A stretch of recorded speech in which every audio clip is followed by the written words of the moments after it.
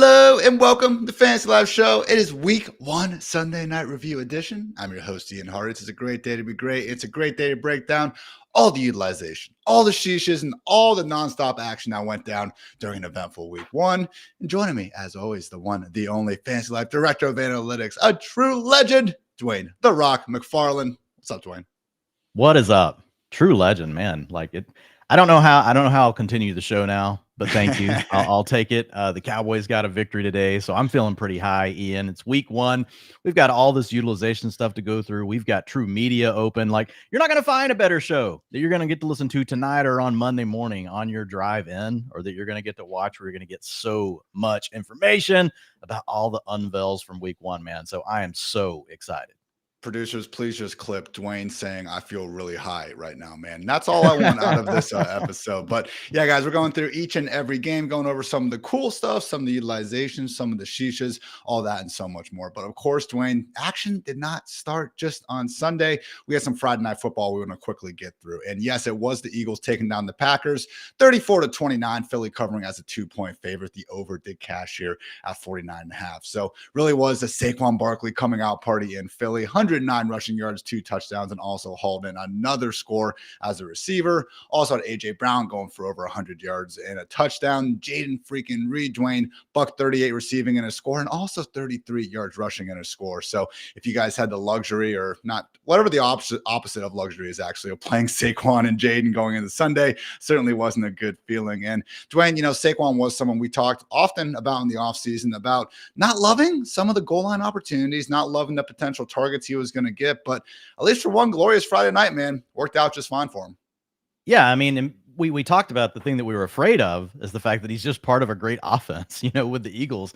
And even though they lost Kelsey, we thought that this was still going to be a really good offensive line and be one of the better units that Saquon had a chance to play behind. And we saw a lot of that come to fruition. You know, Saquon was doing his thing, like he was making some pretty fresh cuts behind the line of scrimmage, but then there were some pretty nice holes once he made that first cut, something he probably just wasn't as used to whenever he was in New York. Now, as far as the passing game, look, dude, great catch, like showing that ability to get down the field and catch that ball for a touchdown.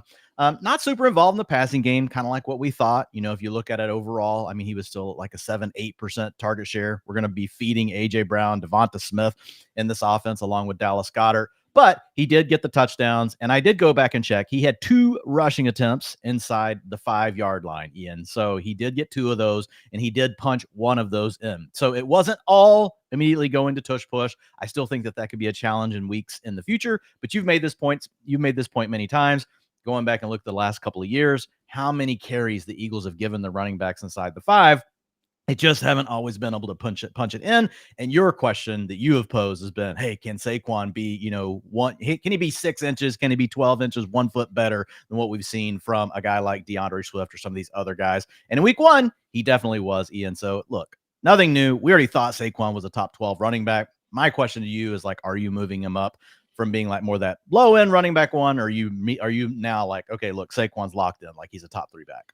He's my RB6 in preseason. Pretty sure he was my RB6 in week 1. You know, sure, we'll move Jonathan Taylor behind him. Maybe not, Dwain. Either way, he's in starting lineups of all shapes and sizes. Feeling good about Saquon. We did see Jalen Hurts the one time they did get to the 1-yard line. Yes, indeed, they tried to do the tush push, but unfortunately, he fumbled the snap and couldn't get it quite in there. So that was certainly a sheesh on that one. The other key kind of, I guess, just what we were looking out for in this one, Dwain, was the newfound Kellen Moore. Yeah, some pre-snap usage. What a novel concept that all the good teams are using in 2024. And the Eagles did indeed embrace it. Overall, per next-gen stats, 48 of 73 plays, Dwain. That's 66%. Utilized pre-snap shift or motion. That was their highest mark in a single game since 2020. So we got the pre-snap shift and motion check. What did we see out of the receivers' alignment? Because I know there was some hope that we'd be getting a bit more slot usage for AJ Brown and or Devonta Smith. Yeah, both of them were up, but it was primarily Devonta Smith. 54% of his snaps came from inside, 37% for A.J. Brown. So both of these guys are going to get the advantage of lining up on the inside more, but it does look like, at least with one data point, Ian, it is going to slightly lean more to Devonta Smith. That's okay. A.J. Brown can just do whatever he wants from the outside anyway. He scored the long touchdown in this game where he just catches it and does his thing, just takes off. So we'll keep an eye on this. The one thing I will say while they used more shift and motion, they were not putting their receivers in motion at the snap. So we weren't getting that Tyreek Hill kind of cheat code, the Jalen Waddle cheat code, even the stuff we see sometimes with Deebo Samuel. Only 4% of the plays was A.J. Brown in motion at the snap. And then if we look over at Devonta Smith, only 3%. The guys they were primarily having in motion at the snap were like the backup tight ends like Grant Calcaterra, Kenneth Gainwell, other players like that. So we'll keep an eye on it. We'll take the shift in motion. That's better than no shift in motion. But the real cheat code is the guys that are actually in motion when the ball snaps, giving them that head start. Did get some more just pure slot snaps for Devonta Smith than ever. 41 inside, 35 outside. First time in his short NFL career that has been the case across 60 minutes of action. So great stuff for the Eagles. Obviously scoring 34 points, not easy. Maybe got a little lucky with a dropped interception or two along the way. Not Hart's cleanest performance, but again, you'll take a tough Brazil-themed, aka slippery freaking field victory whenever you can get it. Sadly, though, Dwain, we did have a major injury, go across the Green Bay Packers. Not as bad as we thought it might be, but yes, Jordan Love with a grade 1 to 2 MCL sprain is expected to miss 3 to 6 weeks per Tom Pelissero. And also per Tom Pelissero, the Packers are not expecting to pursue a veteran quarterback. So as much as I would love to sit here, Dwayne, and talk about Josh Jacobs' workhorse usage, and Jaden Reed being freaking great at football, Christian Watson getting out there and making the most out of his opportunities for the most part, it just comes down to the reality that with Malik Willis under center, Dwayne, this hurts everybody involved, not just because of the obvious drop-off between Jordan Love and Malik as, efficient passers, but also because of what we've seen from dual threat quarterbacks and what they do to both their team's passing game and spreading out the touches on the ground. Yeah, and it's really sad because this was a team that was playing so well against, honestly, a defense that I think you and I think is a prime candidate to have a big bounce back season. Yeah. When we looked at the Eagles last year, they had a lot of problems in their secondary. They addressed those things. They're very loaded up front in their front seven. Zach Bond, talk about a dude coming out of nowhere. I was like researching this guy immediately. I was like, golly, I wish I had him in my IDP league. Reference, I got my IDP thing in there right away, Hartitz. We got it out of the way. But yeah, looking at the Packers, really everything's on hold, at this point. But they were looking so good against what could be one of the better defenses in the NFL. So we'll see what happens here, whether it's Sean Clifford. I won't be surprised if it's him, just because he knows their scheme. He knows the system. We'll see if it ends up being Malik Willis. But Malik Willis is a guy, man, he's one of these players that tends to hold on to the ball too long. That leads to fumbles, turnovers. So we'll see who they turn to. But yeah, hard to get overexcited about anything with the Packers until we get Jordan Love back. I'll just throw out there really quickly, the top 3 route participation players for the team were Christian Watson and Jaden Reed. And then you had Romeo Doubs was number 1. Then it was Watson. Then it was Jaden Reed. They were all over 70%. Romeo Doubs was at 89%. You guys, the one you're waiting on, your savior, 43% route participation for Dontavian Wicks. Not the cleanest game from Wicks. Obviously, had a drop at maybe even 2 out there. But again, guys, we've seen more than just a 60-minute sample size. Wouldn't be, too concerned just yet for the full stretch. But yeah, at least for next month or so, going to be tough to overly trust really any of these Packers wide receivers in Fantasyland. On to some Sunday matchups, Dwayne. In the Arthur Smith Bowl, we had the Steelers take down the Falcons 18-10. Pittsburgh obviously covered as 4-point dogs. The under cashed here at 42.5. So shout out to George Pickens, 6 catches for 85 yards, and Bijan Robinson, 111 total yards on 23 touches. But of course, Dwayne, winners write the history books, so we'll talk through all things. Justin Fields in a Steelers offense because Russell Wilson was out of this one due to that calf injury. So first of all, Dwayne, there was a lot of concern with Arthur Smith coming over into Pittsburgh and what he might do to both the RB rotation and just the wide receiver room after, again, some of the PTS fantasy D we've had to deal with, with the Falcon squads over the last couple of years. So do you have some good news for us, Dwayne? Because again, on the surface, it seems like at least George Pickens was out there doing good George Pickens things. Yeah, George Pickens was out there doing good things, Ian, but mainly just because George Pickens is good. He had a 32% target share, so DOG, absolute dog. He's had a 26% target share without Deontay Johnson over the last 2 years, so we felt pretty good about Pickens coming out and dominating from a target share standpoint. Here's the problem, Ian, 76% route participation. Now, I hear that George Pickens got a little banged up at some point in this game, so that's going to be part of this, but still, remember, this is a play caller and Arthur Smith that kept Kyle Pitts under an 80% route participation almost every single game.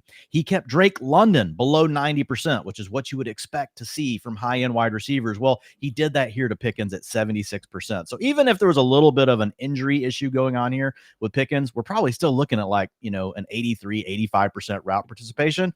If it wasn't an injury thing, oh my God, 79% route participation for Van Jefferson over George Pickens. Come on, Arthur Smith. What are we doing?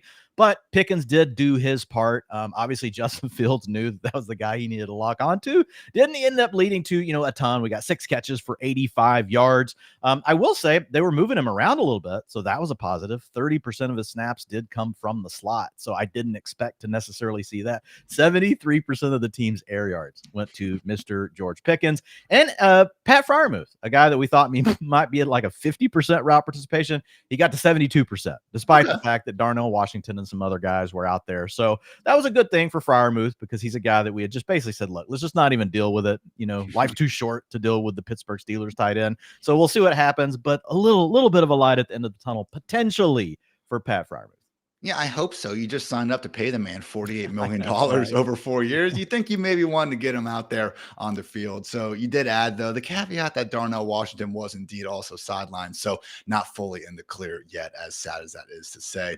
Dwayne, Washington played, but he was coming into the game dinged up. He did practice in full late in the week, but Washington did play today. He had a 24% route participation. So I don't know if he's fully healthy, but we'll keep an eye on it.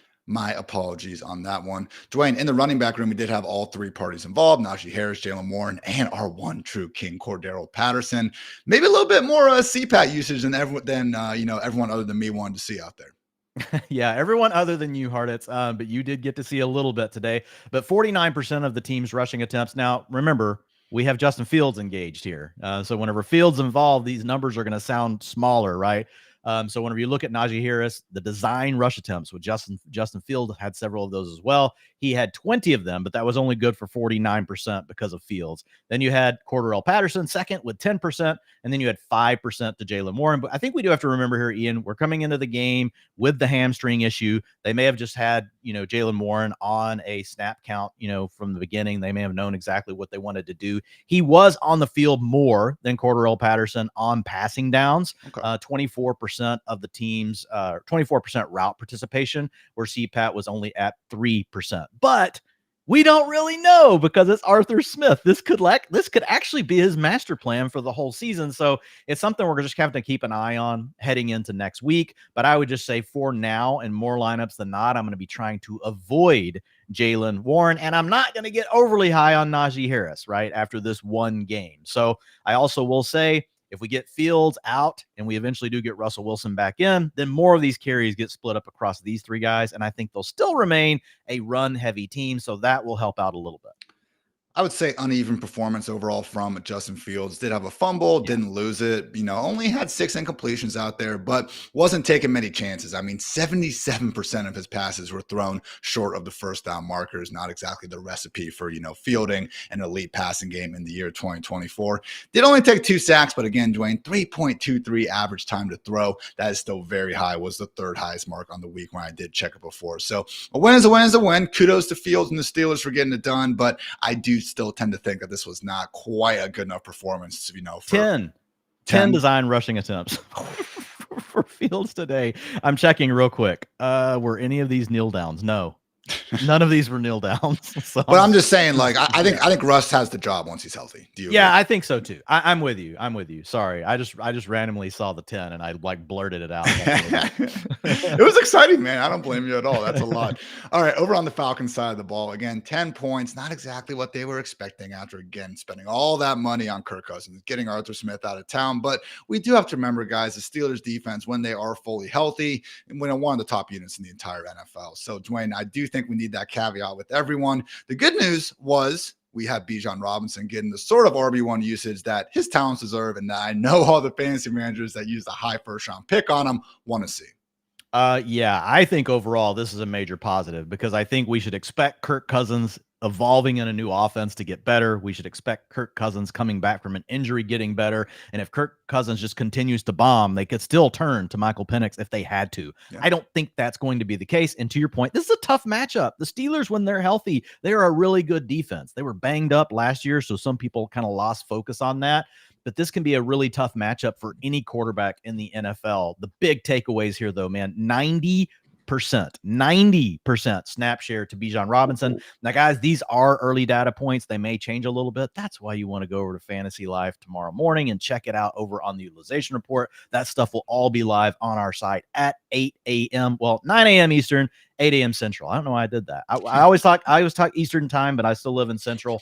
So we'll try to have it up even before that. You guys can double check all these things, but 90% snap share for Bijan today, 82% of the team's rushing attempts, 85% route participation, and a 21% target share. Guys, he can't sustain that. Like, it's not possible, but what it's telling us, he's very clearly the number one. All of that crap about potentially Tyler Algier turning in this thing into a near split, it's not true. This guy's absolutely in the lead pole position here. So even if he was like, Ian, if we knew that Bijan was going to get, forget all the other stats, if we just knew Bijan Robinson was going to get 65 to 70% of the snaps, if you knew that today, would you be willing to take him running back one? I think he's totally in the conversation with CMC. He's the younger player. We like the Atlanta Falcons offensive line. Of course, we'll probably give the nod to CMC, but man, it's going to be really close. I will not be surprised at all if Bijan is the RB1 overall this season.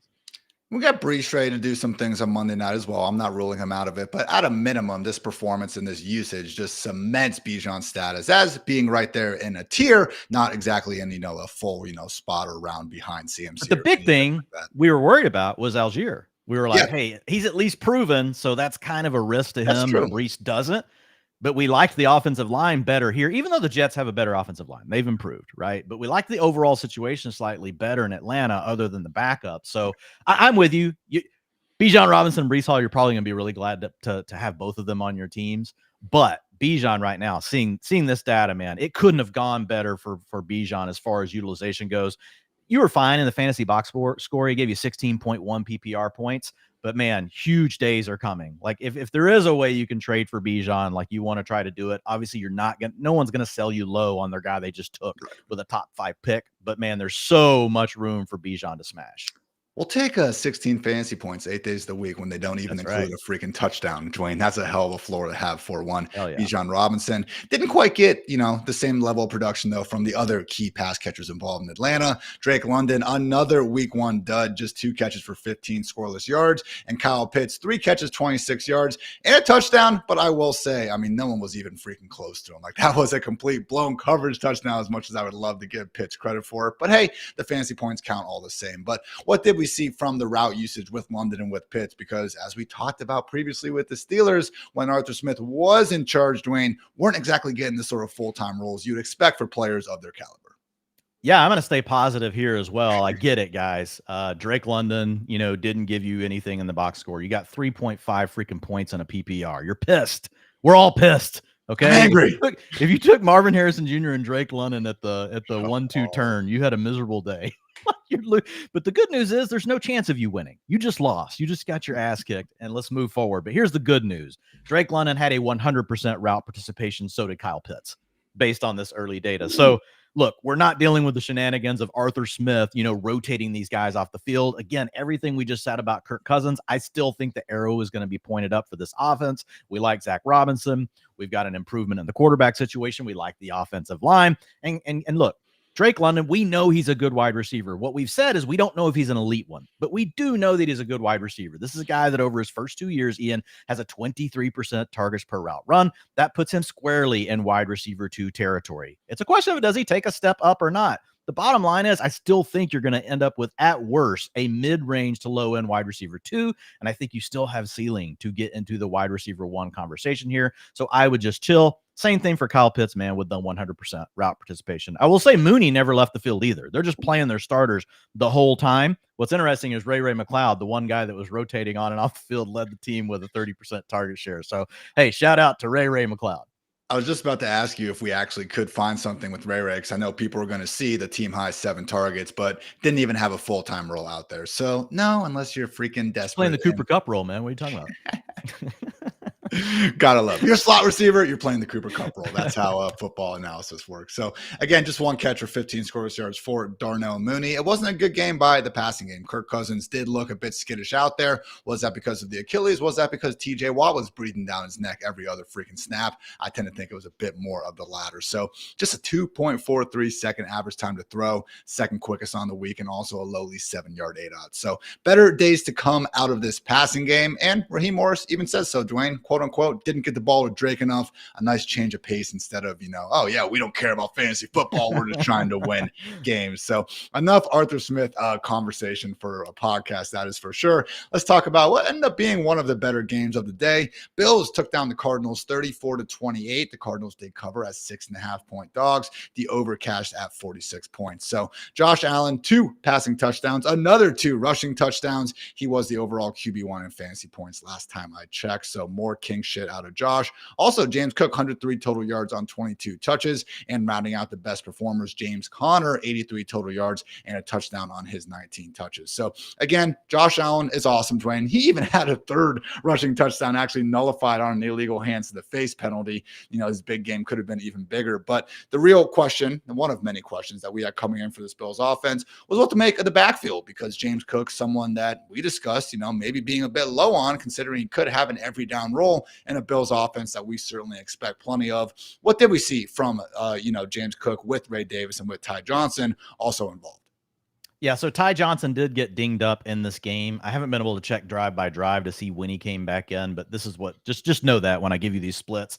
So 60% of the team's rushing attempts went to James Cook. That's good. Like, that's a number that we've wanted to see it get to 65%. He's typically been between 45 and 50%. So that's a small upgrade for him. He ended up with 19 rushing attempts on the day. He did also, Ian, get a carry inside the 5. Surprise, surprise. Yes, Josh Allen did end up stealing the thunder for the most part once we got inside the 5, but James Cook did get a carry. So you're saying there's a chance, as Lloyd Christmas would say, maybe we get a James Cook rushing touchdown at some point here. Just watching him, though, man, like, he's just got this great move right to the line of scrimmage and that one little jump cut. Now, he doesn't necessarily have great power to finish it, but if there's a hole there, he has great acceleration. So I thought overall James Cook looked good today. Also had a 60% snap share, 50% route participation. So that's a slight upgrade from what we saw from him under Joe Brady last year, but it's not like a huge upgrade. It's right around that same territory, but I would give him a small bump up. I would say this is mid-range running back 2 status with low-end running back 1 upside on a weekly basis, because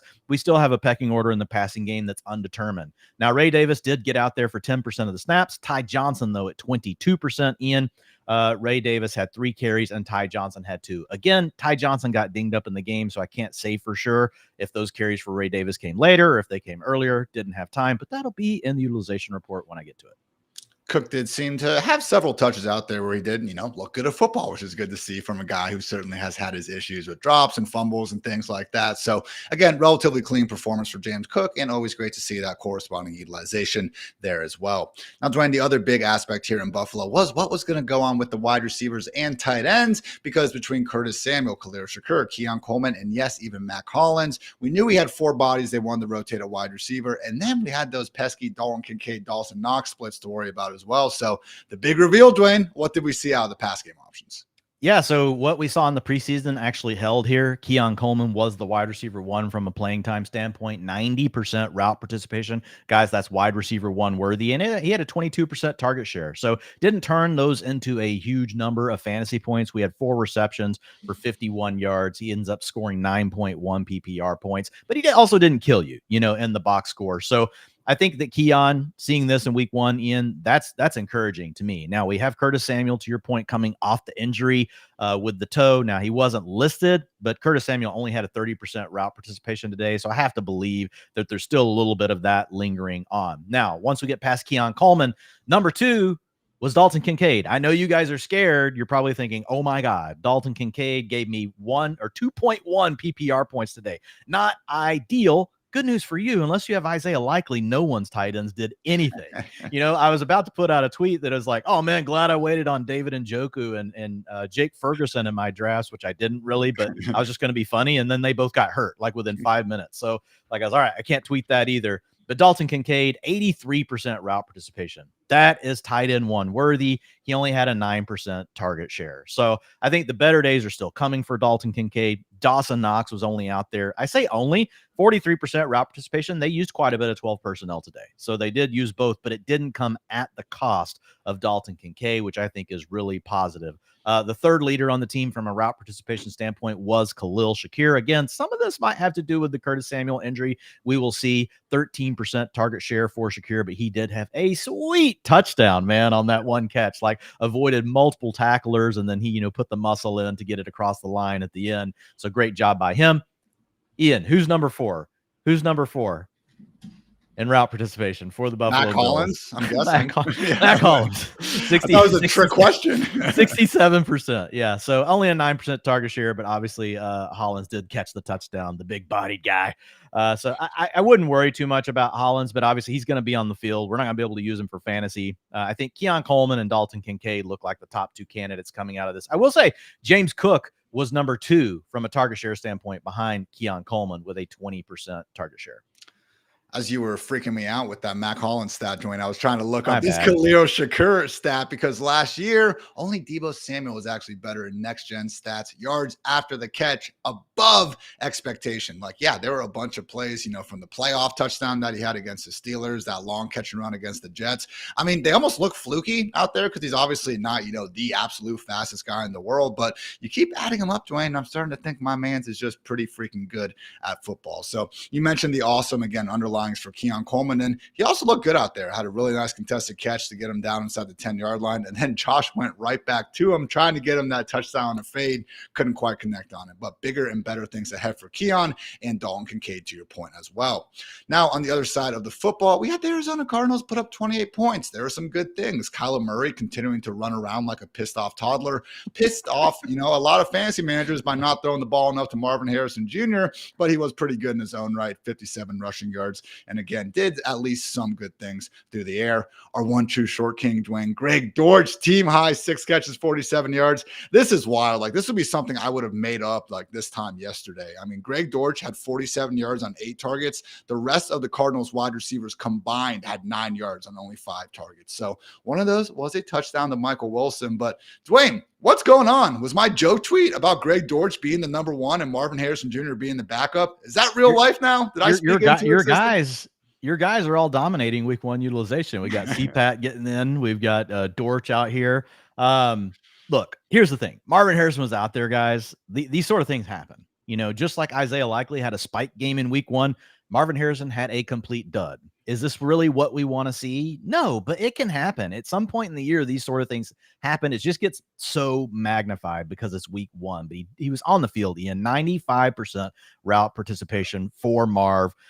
Yes, the Bills have lost players on their defense, but they also have a smart defensive coordinator. They also have some smart veteran players. Like, I think they knew they wanted to take away Marvin Harrison in this game. But then you had Trey McBride, Ian. I know folks also disappointed there. Only 8 PPR points. But, guys, you got to completely chill here. 90% route participation based on this early data. That's alpha tight end 1. If he is around this number, he has a shot to be the tight end 1 overall this season. Not saying he's going to be there. Again, 1 data point. We don't want to overreact either way. But what this tells me is I'm not worried about freaking Tip Riemann. I'll tell you that. Like, this dude's going to at least be at an 80% route participation, which is really all we require of him.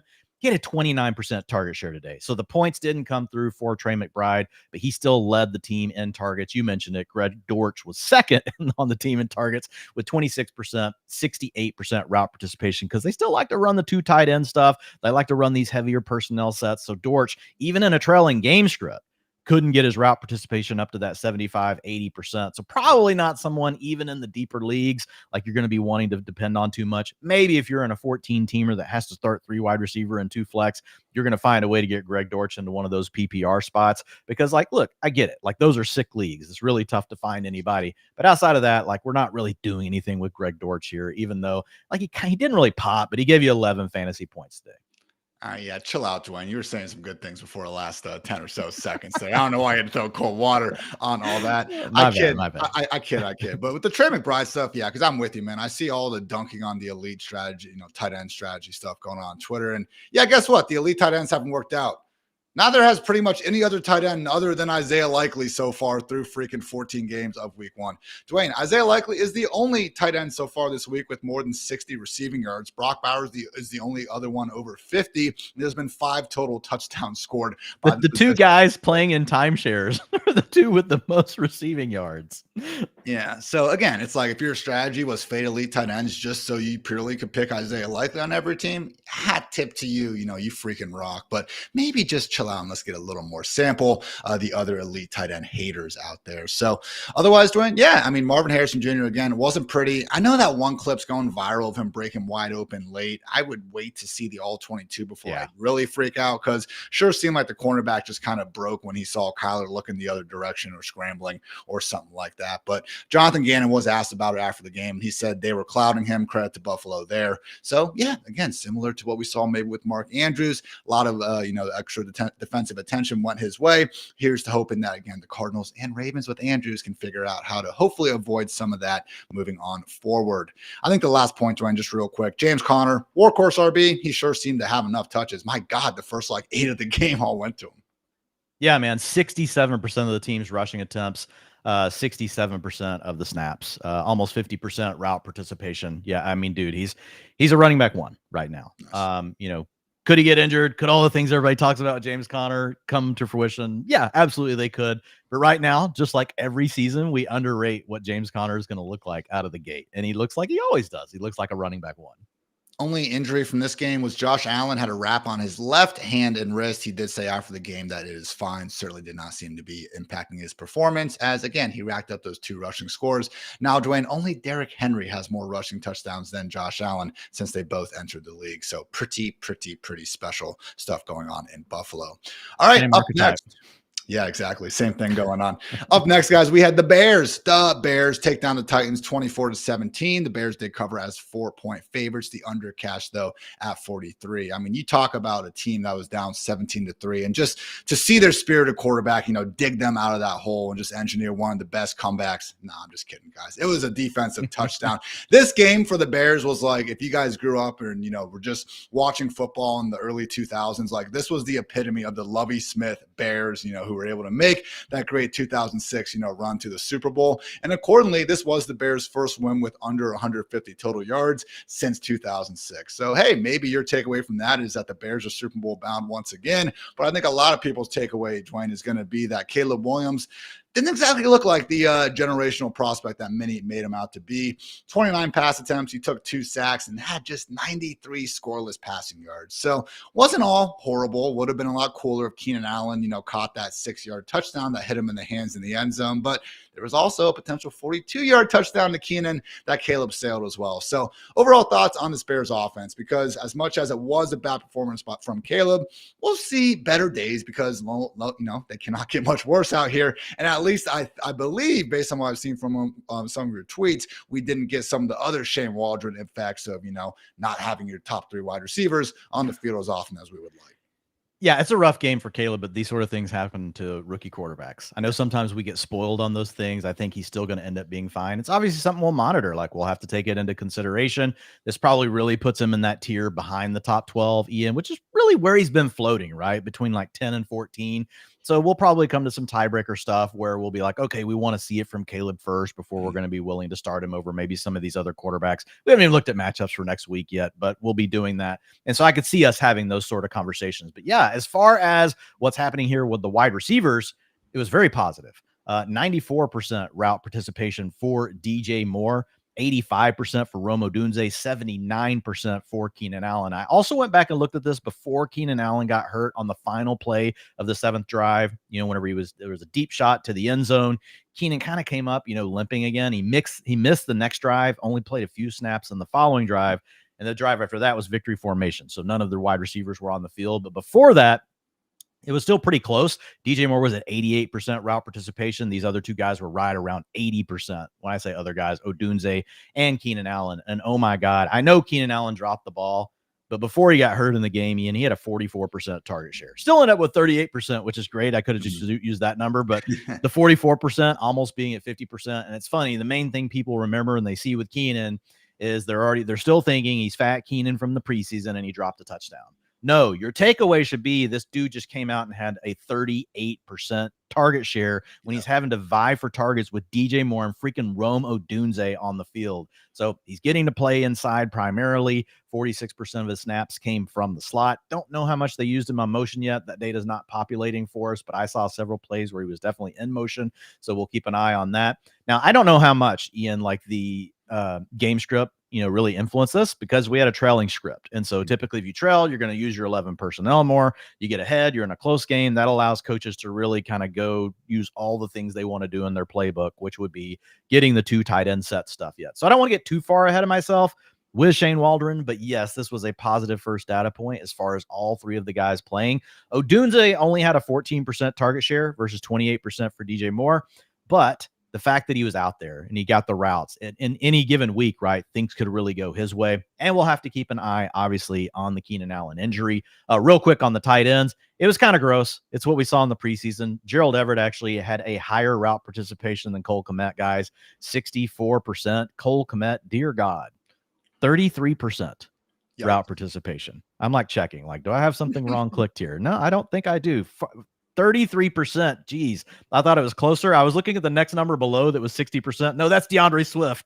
DeAndre Swift ran more routes than Cole Kmet today. So Cole Kmet can't be anywhere. We had already told you this, but he still cannot be anywhere near your fantasy lineups. And do not drop Rome Odunze, guys. Do not drop Rome Odunze. Say it with us. Don't do it.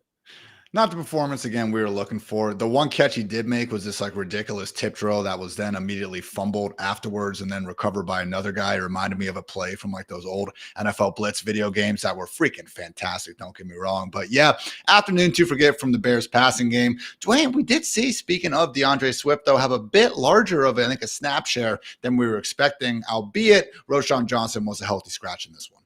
Yeah, but the nice thing, Roschon was off the injury report. Now, he had the toe, so, we don't know, but he was off the injury report at the end of the week. So this is a good thing for Swift. He only gave you 5 fantasy points in a PPR today, but man, 68% snap share, handled 50% of the team's design rushing attempts. And we also had multiple out there. Well, we had 1 design rush attempt from Caleb. Velas Jones got out there and stole a couple as well, but 61% route participation. So while that he's not like completely dominating, man, a 68% snap share is like really high for any running back. Like when you get close to 70%. So my gut says there's going to be a lot better days ahead for DeAndre Swift. We'll see if he can hang on to this. Like he's going to have to perform being given this opportunity. But I think it is, I know it feels really hollow. It's like, oh, great. Tell me a guy had a 68% snap share when he scored 5 fantasy points. But at least we know he's on the field. So that gives him an opportunity to drastically improve in week 2. So I'm still looking at DeAndre Swift. Honestly, what's funny about things like this, he'll get an upgrade in the utilization report. He's going to move from being a guy we thought was a running back 3 to being a low-end running back 2 based on this week 1 utilization.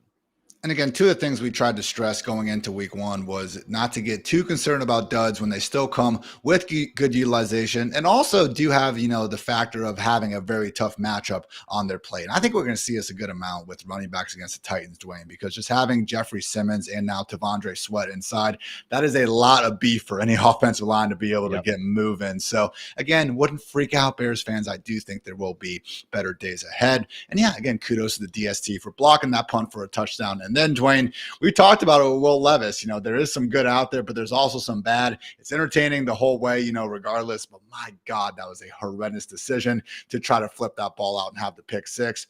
Absolutely hysterical, a picture still grabbed that we managed to get of him literally knees down on the field, hands over the head as the Bears player is running into the end zone. So was a rough one from Will Levis and accordingly this entire passing game. Calvin Ridley did work his way up to 50 yards, but man, oh man, he was open deep for a potential 60-yard touchdown and Levis threw it out of bounds. And he had another one later that again could have been a 40-plus yard score. So if Ridley wasn't having enough, just Trevor Lawrence induced nightmares about some of the missed opportunities from last year, Yes, he certainly will have some more after this one. So 113 unrealized air yards from Calvin Ridley. When I checked at the end of the afternoon games, only Amari Cooper had more. So again, wasn't the best performance from Ridley or his passing game as a whole. That said, he was getting the opportunity we wanted, which again, with DeAndre Hopkins banged up, I think was expected. I think the big utilization notes, though, Dwain, comes down this backfield that allegedly was being told to us all off season was interchangeable 1A, 1B. But man, you look at the box score and it sure seems like it was more so just a Tony Pollard show.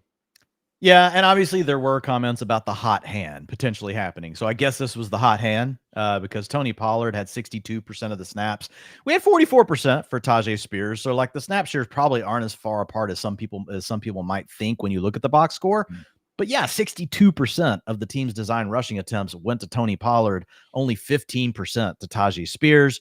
You had 45% route participation to Tony Pollard, though, and 55% to Spears. So at the end of the game, Spears did get a little bit of a boost in playing time in that trailing game script. So it got a little closer. The main thing was all the rushing attempts going through Tony Pollard. So he ended up with 16 carries for 82 yards, averaging 5.1 yards per carry. On the few opportunities Spears got, and he was fine as well, 5.3 yards per carry. So I do think this is one that still ends up being closer, but clearly we have to give a little bit more of an edge to Tony Pollard until we see Tajay Spears have a game like this, right? Or until we just see them really truly neck and neck with their utilization. But I will say it's probably closer, the underlying data, than what people think. And even what I thought when I originally saw the box score and I just tweeted it out, Right. and I got in here tonight, I'm like, oh, okay. Yeah, it's like mainly the rushing attempts are like what's throwing it off. But obviously that's a huge part. 16 carries to 4, like that's not good. You mentioned the hot hand, man. Pollard certainly did seem to have it out there. I mean, 82 rushing yards, but 71 of those came after contact, and his 26-yard touchdown, John, did seem to show off, again, some of that pre-2023 burst that a lot of fans, were used to seeing out of him. So last point here, Dwain, DeAndre Hopkins obviously playing through a lot of pain with the knee injury. Just one catch. Was he in a limited role out there? Oh, yeah. 24% route participation. We moved DeAndre. All of our rankers moved him way down the ranks with the news. Like, guys, like, the fact that, he's dealing with an MCL tear, like at his age, he already had so many red flags against him. Honestly, I would have never drafted him in any fantasy draft if I would have known this information. I was kind of at the point where it's like, oh, round 10, DeAndre Hopkins, like, okay, like I'll take that. Kind of like Fat Keenan round 8. I'll take Fat Keenan in round 8. Like if you guys don't want him, but this is bad. We don't want anything to do with this. So hopefully they can just manage the situation. We'll see if DeAndre Hopkins can get better. Ian, honestly, I feel like they just need to shut him down. If that's all you can play him, just shut the guy down. And if you're really going to try to let him get better. Now, look, I'm no doctor. So MCL tear at his age, I don't even know what the odds are of like you really being 100% any point in this year. But this is a really bad data point for DeAndre Hopkins.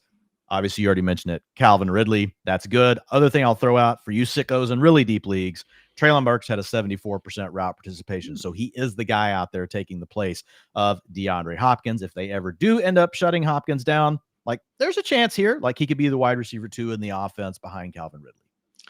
Moving right along, we had the Patriots take down the Bengals 16-10. That's right. The New England Football Patriots got a W under their belt already. Obviously covered as 7.5-point dogs. The under did cash out 41. So shout out to really the two running backs for doing the bulk of the fantasy scoring here. Ramondre Stevenson, 126 total yards and 1 touchdown, 28 touches. Zach Moss for the Bengals had 61 total yards and a score himself on 11 touches. And Dwain, it really was Ramondre Stevenson just carrying this Patriots offense. I mean, 12 missed tackles forced per PFF right now. That is a very high number for just 60 minutes of action. And 109 of his 120 rushing yards did come after contact. So 80% snap rate for Ramondre Stevenson. Now, we did have Antonio Gibson, popping up with a hip injury on the injury report. So maybe this was a bit more skewed towards Stevenson than it might be in a normal week. But, Dwain, I don't think there's going to be too many goal line opportunities in this Patriots offense. It's only 16 points here. We got to remember that as well. But just in terms of the raw utilization, putting kind of the offensive scoring upside aside for a second, this is some RB1 level stuff right here for Ramondre. Yeah, I mean, we're obviously still going to grade him out as a low-end running back 2 because of the offense. But yes, the utilization is running back 1 worthy, 80% of the snaps, 69% of the rushing attempts, and 72% route participation. This is amazing, some of this stuff that we're seeing from these running backs in week 1. And again, guys, this is the initial data that's coming through. Some of these things might be slightly lower when we look at them in the morning, but these are really high numbers. You mentioned it, hit pointer for Antonio Gibson. the 72% route participation in like was kind of surprising. Like that's the spot where I thought, well, maybe they won't give Gibson a lot of the heavy workload on the ground, but still get him out there, let him handle some of the passing down work. But we do have to remember, like Ramondre Stevenson, there was a point, a year and a half ago, where we're like, hey, this dude is a major plus in the passing game. And so there is a chance that like this is just all his role, which to be honest, you're going to need it playing in the Patriots offense. Austin Hooper, the leading Patriots just receiver, period, with 31 yards. So kind of tells you how things were going over there.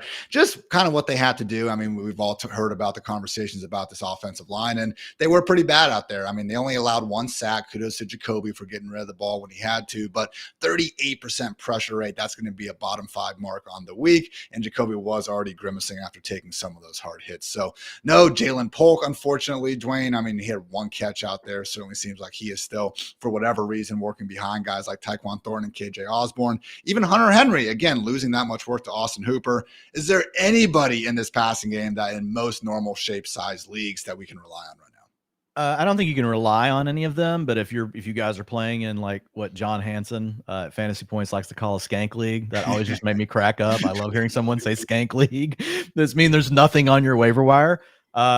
Yeah, I mean, Jalen Polk, like 62% route participation was still better than KJ Osborne. But I think the big one here, Ian, like, is if you have an injury, we're going to have to wait and see what happened to some of these guys today at tight end, and Njoku, Ferguson, some of these other names. Hunter Henry was at an 83% route participation, and there's no one else here to demand targets besides maybe Demario Douglas. Okay. So I would say if you're in a really deep league, someone drops Hunter Henry and you're hurting at tight end, like you could do worse. Like if you get an 80% route participation as a tight end, like that alone is a major step to you having a low end tight end one season. Like, so just kind of keep that in mind. Not advising it, but if you need it, that's the one tidbit I could give you here from the Patriots. Good news for Jake Ferguson fantasy managers. Dak Prescott said, I think we've dodged a big one. Just talking to him, he gave me a lot of confidence. He gave me some good news. So seemingly, again, Jake Ferguson fantasy managers at least don't need to be worried about the likes of Hunter Henry. And don't need to be worried about the likes of Mike Gesicki either, Dwain, who initially seemed to have a 15-yard touchdown in the back corner of the end zone. However, further reviews show he did not maintain possession through the ground. And then on the next snap, Burrow finds Tanner Hudson, their other tight end, who's about ready to get tackled into the end zone, and then he pulls a Travis Etienne and fumbles it into the end zone, giving the Patriots the ball back. So really it was, a matter of inches of the Bengals potentially having a chance to win this game, but that's the freaking NFL for you sometimes. So again, the Bengals lost the Patriots. They scored 10 points. You guys don't need us to tell you that is a horrible offensive performance, but really was just, the sort of Zach Taylor experience, Dwayne, I know you've complained about over the years. Unimaginative. I mean, Joe Burrow, 6-yard average target depth. That's what we were seeing out of him when the calf injury was seemingly just changing the entire way that he was able to play football. So Jamar Chase, 6 catches, 62 yards on 6 targets. I mean, did we see anything to like about this passing game, Dwayne? Because Jamar Chase is out here saying that he did in fact have food poisoning on Saturday. Maybe he did, maybe he didn't. But either way, the contract is not done. T. Higgins is dealing with a hamstring injury, and this was a game that was not supposed to give Joe Burrow and company as many problems as they wound up having. Yeah, I think overall, though, like it's just a throwaway game for us from a standpoint of like how the offense actually performed. Like we know they're better than this. Yeah, Zach Taylor stinks. He's not going to do anything to help you, and this game is perfect proof of that. If you're not pristine healthy with all your guys, T. Higgins and Jamar Chase and one of the best quarterbacks in the league, it's really hard to make Zach Taylor look good. Like that's just what it is at this point, guys. But we can throw the performance away because you've got Jamar Chase, who's hardly been practicing. He did have an 89% route participation, so he wasn't as limited as what they made it out to be. But obviously, Jamar Chase is not 100%. We didn't have T. Higgins, so I think there's enough there that it's like, all right, whatever, throw it in the trash. But we can still look at the utilization, and that can still help us here. And I think the main thing we have to focus on, Ian, is really the running backs. Yeah. And this was a clear, decisive win for Zach Moss. 65% of the snaps, 56% of the rushing attempts, almost 50% route participation. He gave you 14.1 fantasy points in an ugly game, in a very ugly game. This guy might be a 20, 25 fantasy point per game guy when the Bengals offense really gets rolling. He might be giving us something similar to what we saw in the spike kind of games from Joe Mixon in previous years. You mean to say 20 to 25 fantasy point game guy? No. Yeah. Yeah, no, I mean, dude, like in this offense, yeah, he could get to 20 fantasy points per game. Yeah.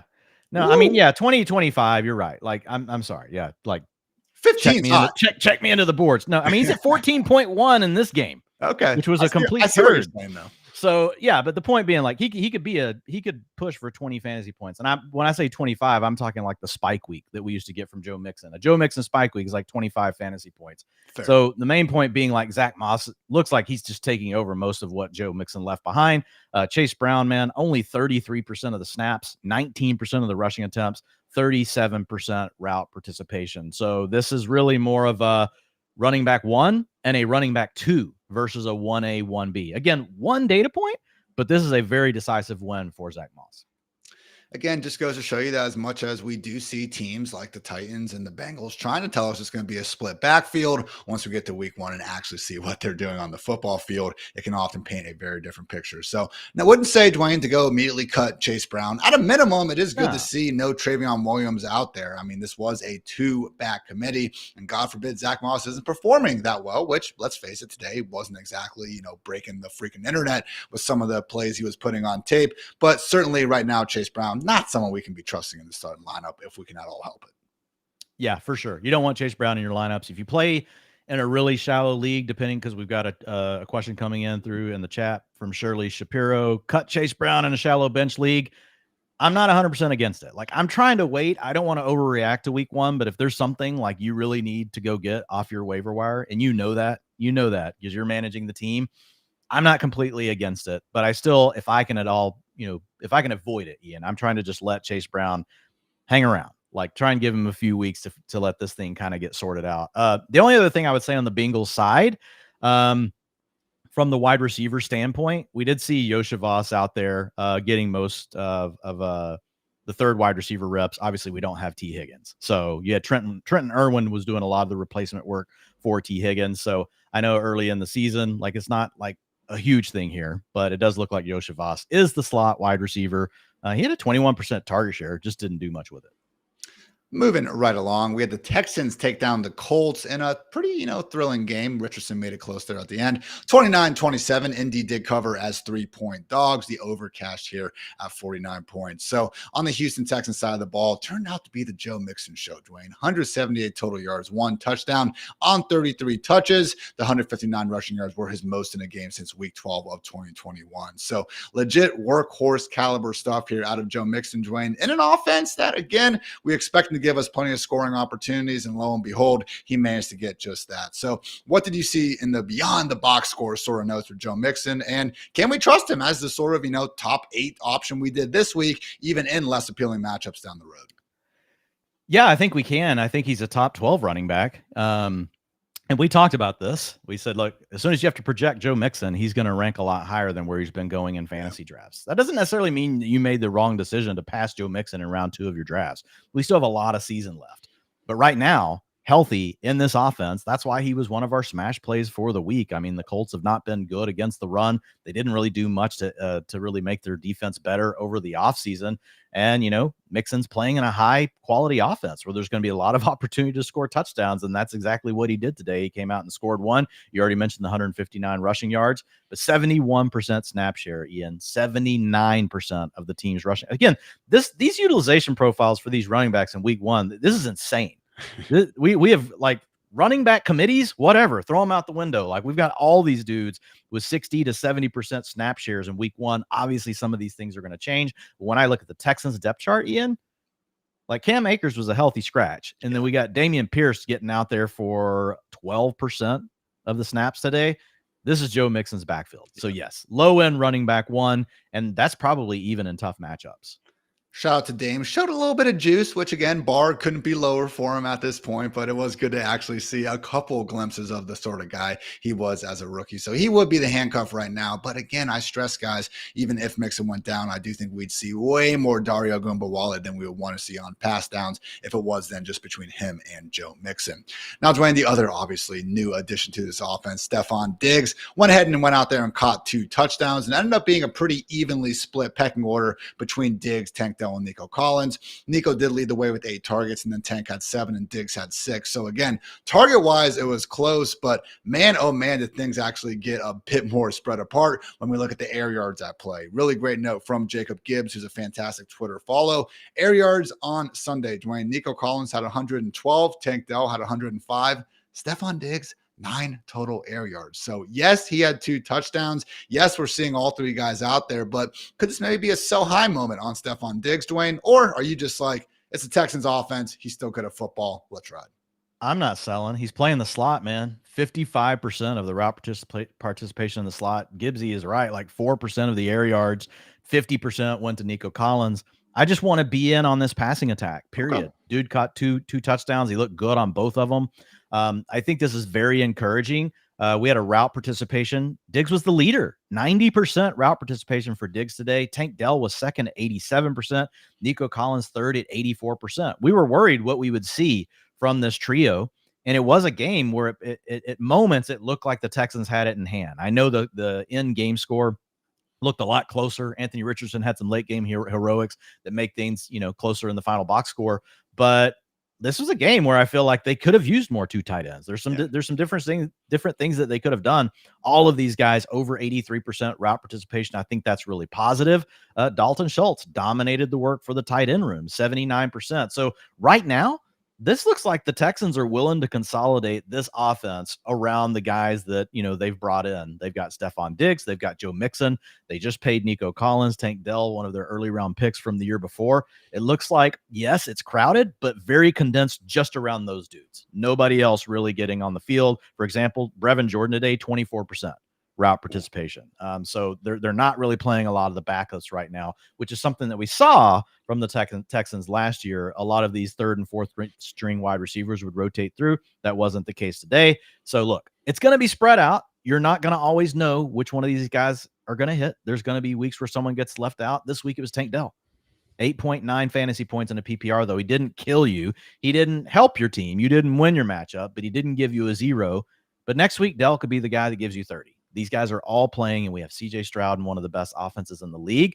So I think this is honestly, Ian, it's the best thing we could hope for in week 1. Yeah. Like what we didn't want to see is one of these dudes at like a 60 or 70% route participation and then be like, well, crap, how do we play them? I think you can play all 3 of these guys. And if there was someone that had a bit of a down game, I mean, look, Stroud went out there and had some really great moments in there. But honestly, like some of the catches Nico Collins made out there, I don't want to say he saved CJ, like he put the ball where he had a chance to make a play. And he made the play. Catches. But I don't know, there were some great catches. And there were 2 almost atrocious interceptions. The sideline one on the near interception was really bad. And then another play ended up having a defensive penalty, so it didn't happen. But again, even in a game where Stroud, I would just say, didn't exactly bring his fastball, you still got up to 29 points. You still have all sorts of good fancy production to go around. So elite offense to be invested in. You should be feeling pretty happy if you have any Houston Texans on the squad for right now. Now, Dwayne, over on the Indianapolis Colts, yes, Anthony Richardson only went 9 for 19 passing. Yes, he had a bad interception. Yes, he missed AD Mitchell for not one, yeah, okay, it actually was 2. Not 1, it was 2 potential touchdowns down the sideline, man. Again, could have been a really big day for AD. Sadly, wasn't because of those 2 misses. And yet, Dwayne, I still believe he had the 2nd or 3rd most fantasy points of any quarterback this week because Anthony Richardson is going to run the ball, and he did with 6 carries for 56 yards and a touchdown. And, oh, yeah, he is going to freaking go down fighting. 17-yard ADOT. That is the most Jameis Winston shit I've ever seen, and I absolutely love it out there. Dwayne, I looked at the next-gen passing charts where they show you, like, again, where kind of the dots were and the touchdowns. They have the whole curve to show where it landed. His touchdown traveled 57 yards, and they only make the charts up to 50. He literally broke the next-gen passing charts, so it's like the ball never even landed. Some Randall Cunningham stuff. Absolutely. So again, with Anthony Richardson, one of the things we stressed down the stretch run in August was like, let's not double count some of the concerns with him as a passer because the leash couldn't be longer and this could not be a more fantasy friendly quarterback. So again, Dwayne, I would have liked to see a bit more, completion rate, maybe starting with a 5 or God forbid, even a 6 out there. Still though, just goes to show you that even on a day where Anthony Richardson maybe isn't resembling, a perfect real life quarterback by any stretch of the imagination, still makes for a pretty freaking sweet one in Fantasyland. Yeah, look, I mean, Anthony Richardson, you mentioned it, the flaws, but they're the ones we already knew, 47% completion rate. But he's great on the ground. He got you the rushing touchdown. And the plays that he can make in the passing game, there are a lot of the big ones. You saw the 2 big plays to Alec Pierce, 2 more that could have been there to your point for Adonai Mitchell. You just hit one of those. This guy scored 26.1 fantasy points, and he probably left another 15 on the field. He could have scored 40 today. And I think that has to be your focus, right? He kind of had a floor performance. Anthony Richardson's not going to have a 45% completion rate every week, even though we know he's not a great passer. He's going to have some weeks where, guess what, guy? He's going to hit 60%. Then what are you going to do? Like, he's going to have 35 fantasy points. So you should be so excited to have him on your game. My only concern, Ian, is I don't know that he's learned anything about taking the hits. I saw this dude take multiple hits. I saw him putting his shoulder down first. That's the big thing that I was like, come on, man. Like, just like slide, just go down like once. Get out of bounds, save just like 2 or 3 hits a game on your body. I worry about that piling up on him over the course of the season. But yeah, this guy right now is an absolute monster in the fantasy box score. Mentioned Alec Pierce going out there and hauling in 2 of those deep catches, ended up going for 125 yards and a touchdown, 6.25 yards per route run, Dwain, which again, if you guys aren't familiar with the statistic, let me just tell you that like 3 is beyond elite. Like you barely ever see anyone get there. 2 is really freaking good. And this man just went out there and got 6. So yeah, that's what happens when you're playing more of the deep field stretcher role. But Dwain, when we're looking at these wide receivers, I mean, Ashton Doolin had the kind of broken play, 54-yard touchdown with a little bit of yak. Michael Pittman did have a team high 8 targets, even though he only had 31 scoreless yards. It doesn't sound like Josh Downs is particularly close to coming back. So do you think there could be some deep league sort of waiver wire upside here with either Doolin or Alec Pierce? I think that the first guy you're going to look for on your waiver wire, if depending on, the size of your league, is definitely Adonai Mitchell. Yeah. Guy had a 26% target share today. If you're in a deeper league, obviously he's not there. But some of the leagues you guys are playing at, 80 Mitchell's on your waiver wire. Then I would say, Ian, yes, it would be Alec Pierce if you were in a deeper league, but I'm not going to feel comfortable.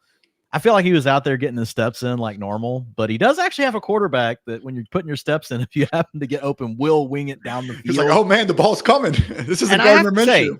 I have to say, he split double coverage on the first touchdown. He split double coverage and got past both those players, one of them being Derek Stingley. So like Alec Pierce, I know it's year 3 and he's never really been a target earner, but like, at least had my attention with the 2 defenders that he beat to get over the top. And obviously Richardson making the big pass, but I still think that's a deeper league play. I'd be really scared about getting Alec Pierce into a lineup. So I do think that 80 Mitchell's the guy, but yeah, he's worth a waiver wire pickup. You're in a 14 team, you're in a skank league. You can go out and pick up Alec Pierce. I will just say real quick, 42% target share today for Pittman. Number 2 on the team was 26% with 80 Mitchell. So 80 Mitchell, man, that's the guy. I feel like the sky's the potential limit. They're still moving him all over the place. 46% of his routes came from the slot, which was the most for the team. Also has a healthy average depth of target of 17.6. So the dude's getting down the field. So 80 Mitchell, man, like it just was so close. Like he would have, I guess he ended up, he only gave you 1.2 PPR points today, but Ian, he was very close to that being 20. Yeah. Seriously, and look good out there. I mean, one of the deep balls, it was more of like a busted coverage than anything. But the other one, he had to go out there and get open. And yeah, when you look at, again, his athletic profile and just some of the things he was asked to do at Texas, shouldn't have been the biggest surprise out there. Final note, Dwain, is, a guy who didn't exactly fill up the stat sheet, Jonathan Taylor, 48 carries and 1 touchdown. But if there was ever a, this is an incredible example of a guy who, again, didn't ball out, but actually did ball out when we just look at some of the snaps and the utilization, because we asked for it, Dwain, and guess what? We got it. We got the 2023 Zach Moss early season role for Jonathan Taylor. And yes, we have Anthony Richardson there, who's not really in the business of checking the ball down. And we did have a situation where Taylor scored once and he almost scored twice, but he got stopped at the 1, and then Richardson capped the drive with a touchdown. So maybe not, legit CMC level upside here because of the way Richardson plays. But, when you're barely ever leaving the field, Dwain, hard to complain. Yeah, Richardson's touchdown was a 3-yard run, but JT's was a 5-yard run. So like he's still getting some utilization down there. Look, 95% of the snaps. Again, this is insane. This is insane, the utilization for these running backs in week 1. I guess I'll stop saying that now. 73% of the rushing attempts and an 83% route participation. So that's obviously high-end running back 1 stuff from JT. Really not anybody behind him, Ian. So like some of these other guys we've talked about, like I could see it like leveling out for him. Obviously JT's going to come down some from this, but I think he's a near lock, man, to be, he's as big of a lock as there can be, like to get 70% snap share in this offense. So I think you're going to be just fine with Jonathan Taylor, still keeping him in that mid-range to high-end running back 1 territory. Doesn't really matter because you're happy to have either guy on your team, but would you rather have Jonathan Taylor or Saquon Barkley the rest of the way?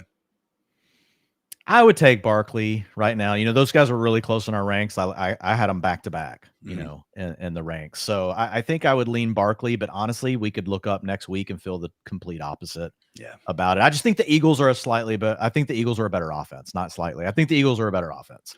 And that's why I would give it to Barkley. And to be fair, I think Saquon showed a little bit more juice out there if the old eye test isn't failing me. But again, just 60 minutes of football, and you're really happy with either guy to ram that point home. Overall concern for Michael Pittman, or just more of we kind of knew this was a possibility. This was a dud, but as long as he keeps dominating targets like this, we should see better performances, likely when, again, Richardson can complete at least half his passes. Well, we were pretty rough on Michael Pittman in our rankings, almost universally across all of our rankers. I may have been the lowest. I can't remember. You might have been a little lower than me, but you and I particularly were pretty low on him. Didn't draft a lot of him. Yeah. So like from that aspect, like I really wanted people to stay away from him. But if you did that and you let him fall to you in a draft, you're still fine with him. I mean, a 42% target share, on a team that's going to run the ball a lot. But I mean, this guy's a good player.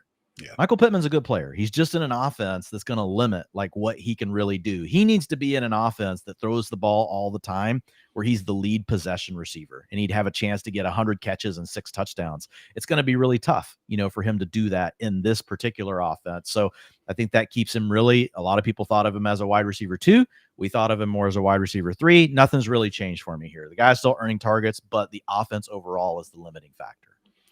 Let's move on over to the AFC East and South, I guess. The Dolphins took down the Jaguars 20-17. Jacksonville did cover as 3.5-point dogs. The under cash share of 49.5. So looked like Jacksonville was ready to, almost run away with this one. They had a point where Travis Etienne was just about to saunter into the end zone for his second score. Unfortunately, fumbled the ball before he could get there and ended up giving up possession. And then I think it was literally the next play, Tyreek Hill 80-yard touchdown to the house. So obviously was an eventful afternoon, for Tyreek Hill. Started the morning in some handcuffs, after which one of the police officers was placed on administrative leave. So good job doing that, man. Seems like you messed that one up. But yeah, Dwain, 130 yards and a touchdown with, again, that aforementioned long 80-yard score. So had Jalen Waddle put the handcuffs on him in the end zone. I thought it was a fantastic move to, get back at that a little bit. But yeah, lo and behold, everyone, Tyreek Hill still really freaking good at football. What we weren't quite as sure about in Miami, Dwain, was what they're going to do with this running back room.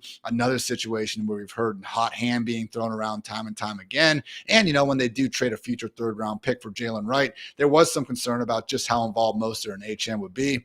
Well, Jalen Wright, healthy scratch, which isn't the end of the world because we saw what that meant for Devin HN last year. But at least for 1 week, Dwain, saw sort of utilization with Devin HN that I think makes you and me feel a lot better about the amount of teams we drafted them on this summer. Yeah, absolutely. And look, the big thing here is like this just wasn't a crisp performance overall by the Dolphins in the run game. I mean, we had Achane, as much as we love him, averaged 2.4 yards per carry, Mostert 1.5. Jeff Wilson led the team at 5.2. So it just wasn't a great overall performance. And maybe losing Robert Hunt, like that's not going to necessarily, not that it helped the Panthers today. Dear God, we'll get to that at some point. But like there's some kinks here with the Miami offense, and it's week 1. So we expect those things to get worked out. But overall, 54% snap share in week 1 to Devon Achane. Like if you knew you were getting that and we talked about it, people would tell you you're crazy. He ain't getting no 55% of the snaps. What are you talking about? He's got 40%. It's like, what? Guys, come on. Like we see this stuff all the time. These players that are so good, their roles typically expand in year 2. Are we certain like Achane's going to keep all that? No, we're not. And guess what? He missed some time during the game a little bit.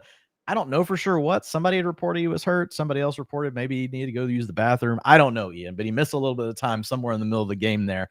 But he had 40% of the rushing attempts. You had Raheem Mostert behind him with 43% snap share, 24% of the rushing attempts. But Mostert did get hurt early in the game. He returned, but he had his shoulder injury. So not sure how much that actually played a factor here.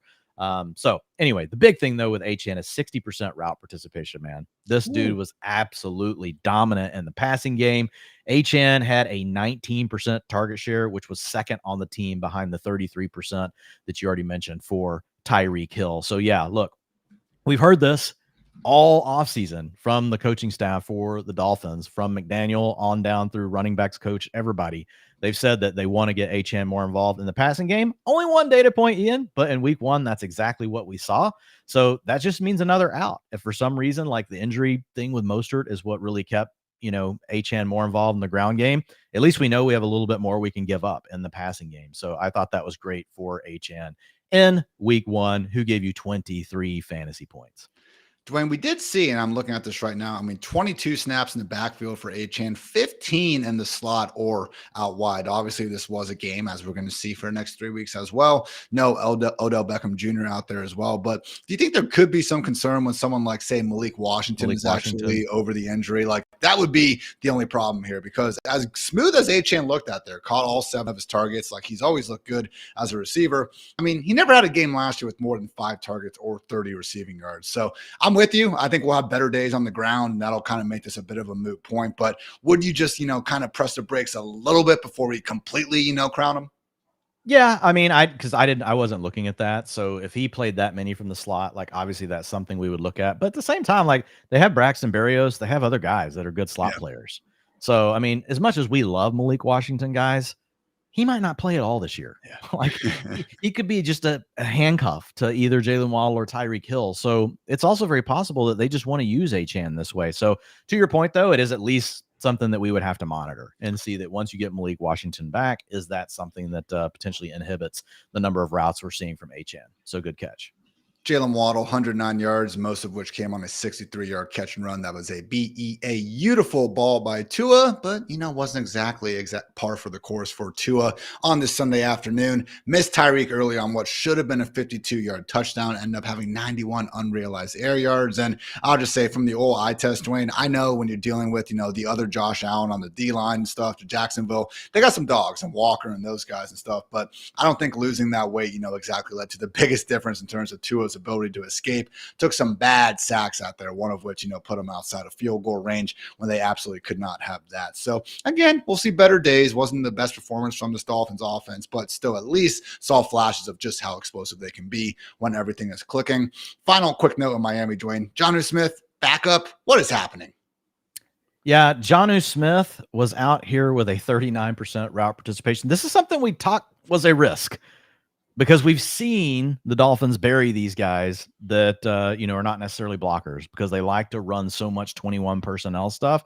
And typically in those formations, they're going to use someone like a Julian Hill or a Durham Smythe. So right now looks like a 3-way rotation between the tight ends of Hill, Smith, and Smythe. And actually Julian Hill led the way with a 42% route participation. Jonnu 39%, Durham Smythe 34%. So guys, you can cut Jonnu Smith even in deep leagues. If we have to circle back to him later, we can, but for now, we get it. You got to figure something else out. Good use of $8 million there. Whenever you can just throw more passes for Durham Smythe to drop, I guess you got to do so.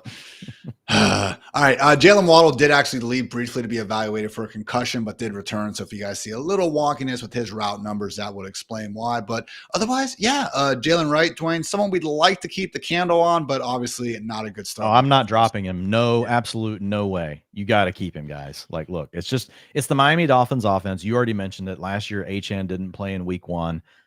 We've already seen Raheem Mostert get dinged up, and we don't know for sure with Achane, did he leave that game with an injury, or was it because he needed to go take a poop? I don't know. One of those two things. But man, if one of these guys go down, I get it, Jeff Wilson's there, but Jalen Wright is the guy that's going to bring the electricity. And I just have a feeling at some point, man, he's going to be out there. And it's one of those things look, you may not be able to use him for 5 or 6 weeks, but as soon as you drop him and that injury happens and your league mate picks him up, you're going to feel terrible. You're going to feel so bad. So there's no way I'm dropping Jalen Wright. And if someone in my league does, I'm picking him up immediately. Especially with the Dolphins playing the Bills on Thursday Night Football, which, by the way, bravo, what a Thursday Night Football game to be blessing us, lovely Americans with. So, keep Jalen Wright. We'll see what happens. Over in Jacksonville, Dwayne, again, he only scored 17 points. Could have been 24, but even then, man, wasn't exactly the world's best performance. Trevor Lawrence just 12 for 21, 162 yards and a touchdown. Could have had some more yards. Brian Thomas Jr. did draw an end zone DPI that, with a better pass, I think could have been a 41-yard touchdown. But the rookie really did end up being, I would say, the star of this Jaguars offense, because in addition to drawing that DPI, that put him on the doorstep for an ETN touchdown run. Also caught caught 4 passes for 47 yards and a touchdown himself. That score really was a great throw by Lawrence, probably his best of the day. So good stuff over there, Dwain. It seemed like he certainly had a full-time role from day one, which, yeah, you'd hope for when he used whatever it was, the 22, 23 overall pick on the guy. Yeah, 76% route participation, 21% target share, which was tied. A three-way lead, surprise, surprise. Christian Kirk and Evan Ingram were the other two. And then behind that, you had Gabe Davis and Travis Etienne at 16% target share. So pretty much the way we thought this thing was going to work out. But Brian Thomas Jr. obviously being the big play threat in the offense. The thing is, man, like we have to do this every year with Trevor Lawrence, man. Can we just start hot? Like, do we have to wait until like week 10 every year, T-Law? Like, come on. Like, let's just do this now. Let's not wait. Like, we're just talking about a guy coming out here, man, 167 passing yards, Ian. It's like, come on. Against the Dolphins, defense is super banged up, man. They don't have their pass rushers. Jalen Ramsey's out there running around hurt. I just want more out of Trevor Lawrence when you have these weapons around him. And we just continued to see him like just struggle early in seasons, even when they've tried to give him weapons. Last year it was Calvin Ridley. This year it's giving him Brian Thomas Jr. So like, just need him to step up. Like the weapons are here in Jacksonville. You have the weapons to have a really good passing game. Now for the big alarm, if anyone, took the time to check out the Jaguars and Dolphins box score, I see 12 carries, Dwayne, next to Travis Etienne's name, and I also see 12 next to Tank Bigsby's name. Oh my gosh, were they serious about it? Because lo and behold, Tank Bigsby does seemingly, he's seemingly ready to split this backfield up. Now we heard it last offseason, and they seemingly tried to give Bigsby a decent role early on, didn't make anything of it. But today, Dwayne, he looked good out there. I mean, had 73 yards on those 12 carries, showed some burst. They did not throw the football to him. Thank God, very good choice there by everyone involved in the play calling decisions. But overall level of concern here with Tank Bigsby being a pretty big thorn in the side potentially to Travis Etienne. Don't want to overreact, but yeah, concerned. I mean, because again, you heard the coaching staff tell us they wanted to do this. They've said that Bigsby's really done all the things they've asked of him in the offseason. And we come out in week 1 and we get a split backfield between the two as far as the carries go. Look, ETN was still the leader, 68% snap share, 68% route participation. Bigsby was only out there 34%. But to your point, he got 46% of the design rushing attempts, the same number that we have for Travis Etienne. So not ideal. I know that watching the game, I saw 2 plays for sure where Travis Etienne just completely missed the hole. One of them, he overran the hole, which was a huge hole, by the way. So I don't know. It could have also been an in-game thing. They may not have thought Etienne was seeing the field well, and they're just like, dude, we're going to put Bigsby out there. So I don't want to, again, completely overreact to this, but I am going to have to slightly downgrade Travis Etienne because he's honestly one of the guys coming into week 1. Like the snap share was there at 68%, but like, we thought he would probably be, 65% snaps, 60 to 65% of the rushing attempts. So seeing the rushing attempts down where they were near 45%, definitely concerning for him. And Bigsby shouldn't be on waiver wires, really. I mean, if you're like in an 8-team league, I get it, like with small benches, but in most leagues, Bigsby should be on a roster. Was still Travis Etienne 5 snaps to 3 over Bigsby in the fourth quarter, so it wasn't like they completely doghoused him after that fumble. But yeah, certainly doesn't help. I mean, a guy that had 5 fumbles during his first full season in the NFL, didn't let the ball hit the ground last year, which was good. But yeah, Tank Bigsby right now looking like, one of those flex with benefits potentially if we do see this usage keep up. All right, Dwayne, the beatdown of the afternoon. It was the Saints taking down the Panthers 47-10. The Derek Carr-led Saints have now scored 48 and 47 points in their last 2 regular season games. So obviously the Saints covered rather easily as 3.5-point favorites, and they got over the 41.5-point game total all by themselves. So great game from Derek Carr, man. 19 for 23, 200 yards and 3 touchdowns. Balls were barely even hitting the ground over on the Saints offense all afternoon long. Got Rashid Shaheed, shout out Cooter Doodle, with a 59-yard touchdown to start the scoring on the day. Even Alvin Kamara ended up having a fantastic afternoon, 110 total yards and a short touchdown for his own right. So, Dwayne, this offense looked really freaking good. I will say this was a Panthers defense last year that already wasn't exactly rewriting record books. And yeah, you take away Brian Burns and things aren't going to get better. Funny how that works out. But hey, man, at least for one data point, kudos to Derek Carr, man. He made this passing game look pretty freaking explosive.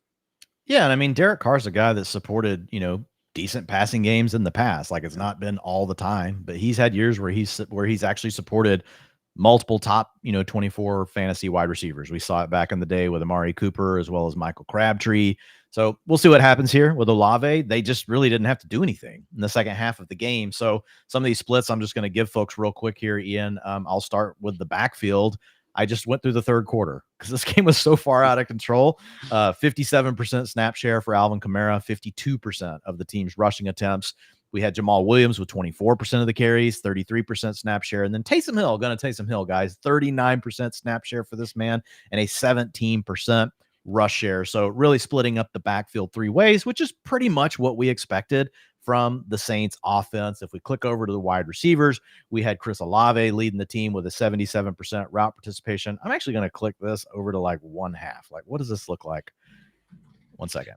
Chris Olave, by the way, guys, 2 catches, just 11 scoreless yards. Maybe it was just something in the Ohio State water cooler, man, because every freaking wide receiver that graduated from the Ohio State University found a way to bust today. That said, still got Garrett Wilson going on Monday night. But Dwain, what we see out of Olave in the first half? Yeah, so I kept it at the third, but I got rid of the fourth quarter because I clicked over to receiving. Sorry, I had it fixed for running backs when I started.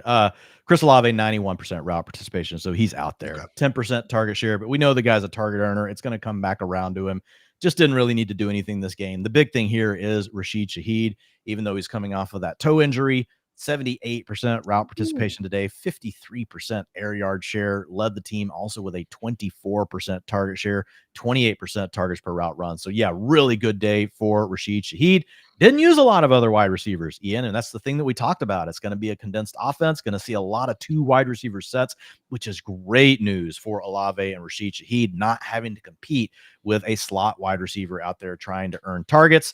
Juwan Johnson was the number 2 tight end behind Foster Moreau, who did have an injury at the end of the game, but he did get that touchdown, towards Foster Moreau and Juwan Johnson, actually both scoring touchdowns for the Saints in this one, pretty much just splitting the action. And then obviously you had Taysom Hill out there a little bit as well.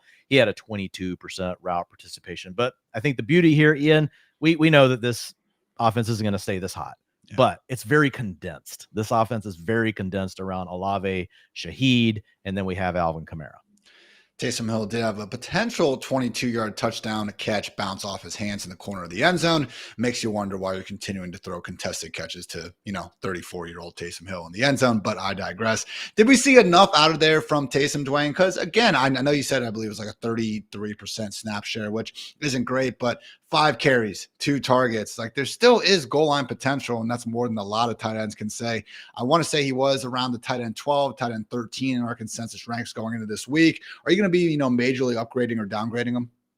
No, you could give him a small downgrade, but again, like, they didn't have to use him as much either. And when they're in closer games, like, they really do seem to like to utilize Taysom more. But he had 17% of the rushing attempts, in this game, which is, I think I have him projected for like 19% for the season. So he was really close to that. And then I have his route participation projected for the season right at 30%. And in this game, he was at 22%. So okay. He was a little bit below that. So yeah, we'll have to keep an eye on it, but I'm probably not moving him at all for right now. Didn't have any dropbacks in this game. So he didn't play quarterback at all. It was just playing tight end and playing running back. Now, I did not choose this game as one of my 4 in the quad box. Call me a hater, Dwain. I did not think this made the cut for the top 4 games in the 1 p.m. slate. But, I will say from the cut-ups on Red Zone, because, this is a 2-TV Hartitz household, of course, Bryce Young looked horrendous out there. First pass of the day got intercepted. He was missing an open Deontay Johnson, I believe, on his second. Had a second pick later, took 4 sacks. So, man, you see anyone lose 47-10, you assume that the quarterback was pretty bad. I don't want to completely bash Bryce before I've had a chance to go back and watch all of his dropbacks, because I will say, Dwain, number 1 right now, most pressure allowed in this week 1 matchup were the Panthers at 43%, which was hopefully a problem they were going to rectify after they threw all that money at the offensive line. But at least for 1 week, it seemed like Cam Jordan and company were still making life quite difficult. So again, caveat, this could be similar to what the Falcons did against the Steelers. Now, I do think the Steelers are better than the Saints on defense, but to the Saints, credit. They have had a top 10 scoring defense in each of the past 4 seasons. Nobody else in the NFL can, lay claim to that. So overall concern on the Panthers. We wanted a better game, but it is just 1 week. Yeah, obviously we're concerned because, Bryce Young looked really bad last year, and we kind of gave him a bit of a pass because he had no one around him. He didn't have any weapons. He didn't have an offensive line. they made massive upgrades across the board, across all these areas. So yeah, we really hoped for more in week 1 from Bryce Young, but it was a tough defensive matchup. So if we're going to give him one more pass, I guess is this one against the Saints. You also have a new offense that's being installed, and you have a lot of new players like you're trying to get used to playing with. So I think there are reasons you could give him a little bit of a break, Ian, but like, man, it was just so bad. Like it was so like, it doesn't get worse than like what we saw from Bryce Young today. Like, I mean, he had everything he got was garbage time. I mean, we were talking about garbage time by like the end of the second quarter. Like that's how soon the garbage time started. So not ideal, but let's just not let's not panic because we drafted a lot of Deontay Johnson, like, because I just want to like cling on to hope that Deontay Johnson can be okay. And Deontay, look, he had a 21% target share today, but only a 70% route participation. I'm sure they were benching a lot of these guys though late in the game. So I'm not going to go click on all these buttons for you guys right now. We probably need to move on to the next team. I will say Xavier Legette out there, 59%. 59%, had a 24% target share. So Legette, if you are in a deeper league, I guess I am going to have to click on these quarters real quick because I got to look at it if I'm going to give you guys this advice. So I'm just going to look at the first 3 quarters and see what we got here. Yeah, see, they benched Deontay at the end of the game. 96% route participation for Deontay Johnson in the first 3 quarters. Don't be lazy, Dwayne. Just click on the 3 quarters. That's what the people need. Adam Thielen, 81%. Then we had Jatavion Sanders out there with Ian Thomas as well as Tommy Trembles not playing in this game. He was at 81%. Legette, though, still 58%. He had an 18% target share over the first 3 quarters. Deontay Johnson over the first 3 quarters when he was on the field, 35% target share. So Deontay was still doing Deontay things. We just need a major, major step forward from Bryce Young. So I don't know what your thoughts are, Ian. Haven't even, again, looked at the matchups for this next week. Obviously, we're going to love the targets. That's something we're still going to be very interested in. But if it's a tough matchup, we're going to have to just say Deontay Johnson's a wide receiver 4 or 5. And then if it's a good matchup, I think we can still consider him as a wide receiver 3. It's the Chargers. I looked. Not ideal when they're fully It's not healthy. terrible. It's the Saints are tougher.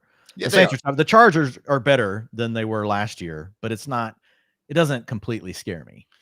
I'm just, thinking about Bryce Young trying to look over Joey Bosa and Khalil Mack, and I'm not getting great, No, I'm with you. That's not ideal. Derwin James. Last shooting point, out of the barrel, yeah. Last point with this completely horrendous Panthers offense, Dwayne. Chuba Hubbard did not seem to dominate the backfield to the same extent that he did down the stretch of 2023. No, he didn't. And again, so I'm going to need to flip over here because I'm looking at the full game, only 30%. Oh my God. All right, let's get this to the first 3 quarters again on the rushers. Okay. Chuba Hubbard, 39% of the team's rushing attempts, 23% to Miles Sanders. Now, I've got some runs in here from Bryce Young, which all of them were scrambles. So really only 9 design rushing attempts if we include one by Jonathan Mingo. So if you take his 5, right, and you divide it by that, now we're talking about a guy closer to like the 60% mark, but they couldn't run the ball after the first 2 drives, the game was over. So they just had to throw it all the time. So I think that was a big challenge. And then the scrambles, like just kind of making it look even worse than it was, which is something that you guys, when you look at the utilization report, we'll take those out. We only give you the design rushing attempts for the running backs and wide receivers. At least for 1 week, Dave Canales wasn't all that stubborn about running the ball, but again, can't really. He's also not a QB whisperer. Not a QB whisperer. At least Bryce did get that rushing touchdown, but to Dwayne's point, that was after they were already down, which also nearly went wrong. Yeah, geez. Didn't he lose the ball on it? Anyway, let's go. Well, yeah. What are we doing? See ya, Panthers fans. All right, Vikings took down the Giants 28-6. Obviously covered as 1 point. Faves the undercast here at 42. So Sam Darnold and Derek Carr just balling out, Dwayne. That's what week 1 fantasy football is all about. But in all seriousness, I mean, Darnold 19 for 24. Just like Carr, barely letting the football hit the ground. A pair of touchdowns, one of which was a well-thrown slant to Justin Jefferson on 4th down. Other one, more of a busted coverage, fake screen wheel route to Jalen Naylor. But hey, still to put the ball, in a window, and he managed to do just that. Even the interception can be excused a little bit, considering that, again, it came on a deflected pass after being hit. So, man, Dwayne, just 1 data point, but Sam Darnold went out there and looked like the sort of quarterback that you would hope to see in an offense that, again, got a hell of a lot out of guys like Nick Mullins and Joshua Dobbs after Kirk Cousins went down last season. Yeah, Sam Darnold was our sicko start of the week, meaning if you're playing in a league that, a skank league, and you're with a bunch of sickos and you're trying to figure out what you're doing at quarterback, Sam Darnold was the name we threw out there. And like, hey, maybe you want to bench Joe Burrow and put Sam Darnold in there. And yeah, he came through, and it could have been more. He just didn't have to. Like they let their foot off the gas. It wasn't quite as bad as what we just talked about with New Orleans. But look, he went out and he faced one of the worst secondaries in the league, and they like to play man coverage. He torched it. But, I mean, all he can do is play who's across from him. Ian, I get it. 208 passing yards. People are like, oh, he didn't torch it. Guys, it could have been 300. It really could have been 300 yards if Sam Darnold needed to throw for 300 a day. So I'm just going to go ahead and give him credit because I've been pretty hard on Sam Darnold. Looked really good, 79% completion rate. But again, the Giants are absolutely terrible, so we're not going to overreact. I think the big positive, though, Ian, is the fact that, he can support Justin Jefferson. And that's what we care about the most as fantasy managers. Justin Jefferson had a 26% target share in this game with a 100% route participation. And then we had Jordan Addison also playing really well, but he got hurt at the end. We had an ankle injury. Supposedly that is not serious. I don't know if it was a re-aggravation of the high ankle sprain he already had, but Addison was looking really good up until that point. So the big thing here, though, Justin Jefferson appears to be safe right now with Sam Darnold. If he can do that, basically in a half of needing to throw the ball against the Giants, I feel good about him being able to get to 240, 245 yards, even against some defenses, that aren't complete trash like the Giants. Got the Niners next week, so that'll be a pretty okay. Good, we won't do it on that one. It'll be a pretty good litmus test. It'll be a good test. Just how real this one was. To the Jordan Addison point, Rap Sheet did say that while he will have more tests on his ankle injury tomorrow, Rap Sheet's understanding is he is not believed to have suffered a major injury. So good news there in the passing game. And yeah, Justin Jefferson, even though it was only 59 yards and a touchdown, for him, a relatively low performance, only came on 6 targets because, again, this game was out of hand, pretty early into the second half. Aaron Jones, Dwain, 100+ yards from scrimmage now in 6 straight games. That is the longest active streak in the NFL. So he is continuing to tell Father Time to F off. That said, Ty Chandler, a bit more of a 1B than we were expecting, perhaps. 53% of the snaps to Aaron Jones, 39% to Ty Chandler, 56% of the rushing attempts to Jones, 32% to Ty Chandler. So that ended up being 14 carries versus 8 carries. I think that's right where we had it projected overall. So I think it's still pretty close, but yeah, that's tighter than what some people might think, especially looking at the box score. You got 18.9 PPR points out of Aaron Jones today. You're pretty happy with that. He had a rushing attempt. He did get the lone carry for the running backs inside the 5. But it was also close in the pass game, Ian. 46% route participation to Aaron Jones, which that's an area, honestly, like I don't get it. Can we just somebody unleash this dude in the passing game? Like just freaking one time. Like we know how good he is as a receiver out of the backfield. Can we get a 60% route participation for Aaron Jones? Come on, Kevin O'Connell, you're our guy. Let's do it. But it was 35%, to Ty Chandler and only 45% for Jones. So to your point, a little tighter than what a lot of people probably think. Aaron Jones played great today. He averaged 6.7 rushing, 6.7 yards per carry. He had 6 tackles avoided, yards after contact in this game, 5.3. So, I mean, he was straight up balling. Again, Giants, not the stiffest test against the run or the pass, but Jones looked really good in this first game. While the Giants maybe weren't the stiffest test for the Vikings, again, Vikings going to have a much tougher test coming up with the 49ers. Almost the opposite is true with the Giants. They had to go up against a Vikings defense that did add some nice personnel over the offseason. And with Brian Flores and just all the blitzes he sends and kind of covers disguises he's capable of doing, like that is the worst case sort of schematic matchup for someone like Daniel Jones, who is just, perpetually a beat or two late in doing what he's trying to do. The Giants get the Washington Commanders next week, Dwain, which is, a completely fine get right spot, at least hopefully for our one highly drafted rookie wide receiver, and that is Malik Neighbors, who still found a way, man. 5 catches, 66 yards on just 7 targets out there. Maybe just wasn't the fireworks we were hoping for. But again, when your offense scores 6 points, we didn't really get any fireworks. So yes, that's right, everyone. Saquon Barkley has 3 more touchdowns in the entire Giants organization for the time being. And yeah, Dwayne, it was disappointing just seeing all the talk throughout this offseason. Even in the preseason game, Daniel Jones, we want to throw the ball more downfield. Brian Dable, okay, like we're play calling now. We want to go downfield, and no, 6-yard average target depth, despite actually completing, I believe it was 3 or 4, or maybe even 4 or 4 of his actual attempts that were at least 15 yards downfield. So great stat from Hayden Winks. You guys know Hayden, but plays to Malik Neighbors generated a plus 4.1 EPA. All other Giants plays, Dwayne, minus 20.7 EPA. So it kind of was what we expected. This offense is led by one man and one man only, and that man is Malik Neighbors. So not great, but again, the fact that we still got 11.6 PPR points out of Neighbors and an otherwise dog shit offensive performance, things could be worse. Yeah, and you just ended up in a situation later in the game where the Vikings weren't going to give up the big plays either, and that really forced more of a check down kind of mentality. Wan'Dale Robinson led the team with 12 targets today. Dude had a 32% target share. Looking at his average depth of target, was air yards were -8, so ADOT was -2.8. They were just dumping the ball down to Wan'Dale Robinson, trying to get on the bus and get out of the game. But to your point, Malik Neighbors still had a good game: 7 targets, 5 catches, 66 yards. Not what you were hoping for, right? Obviously, if you took him in round 3 of your fantasy draft, you wanted even more. But hopefully you guys were drafting in home leagues where you're getting him round 4, round 5, made it a lot more palatable for you. But yes, I still think Neighbors is going to be completely fine.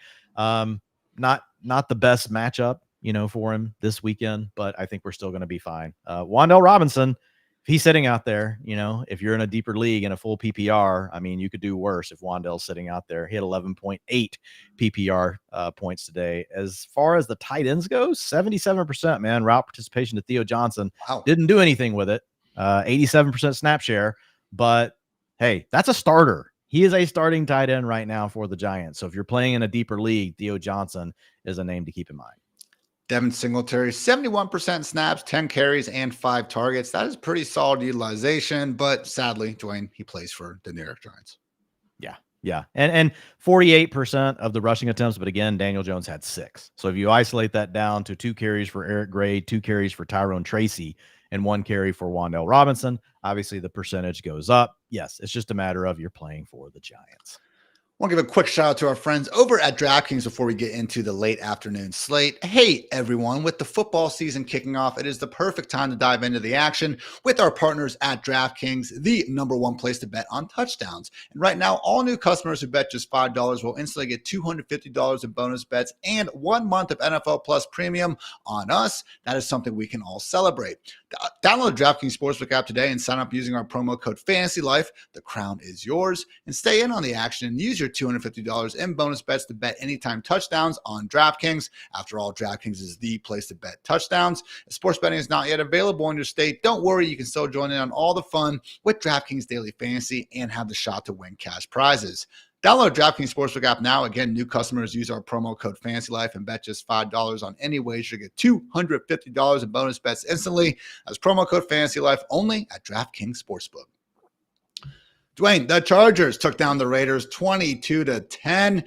We did see the Chargers cover as 3-point faves. The under cashed here at 41. Hilarious performance where we had Antonio Pierce punt on 4th and 1 on the Chargers 43 with 7 minutes remaining, down just 6 points. The same guy who's trying to build this rough and tumble, we're just going to go out there, win physically, do it the Raiders way, is, doing one of the softest punting decisions we will likely see all season long. But you know what? That's the Raiders thing. Let's talk about some good stuff. And the good stuff was J.K. Dobbins, 10 carries, 135 yards, and a touchdown. Dwayne, his hands must have been freaking fireballs because they were willing to, again, ride that hot hand out there.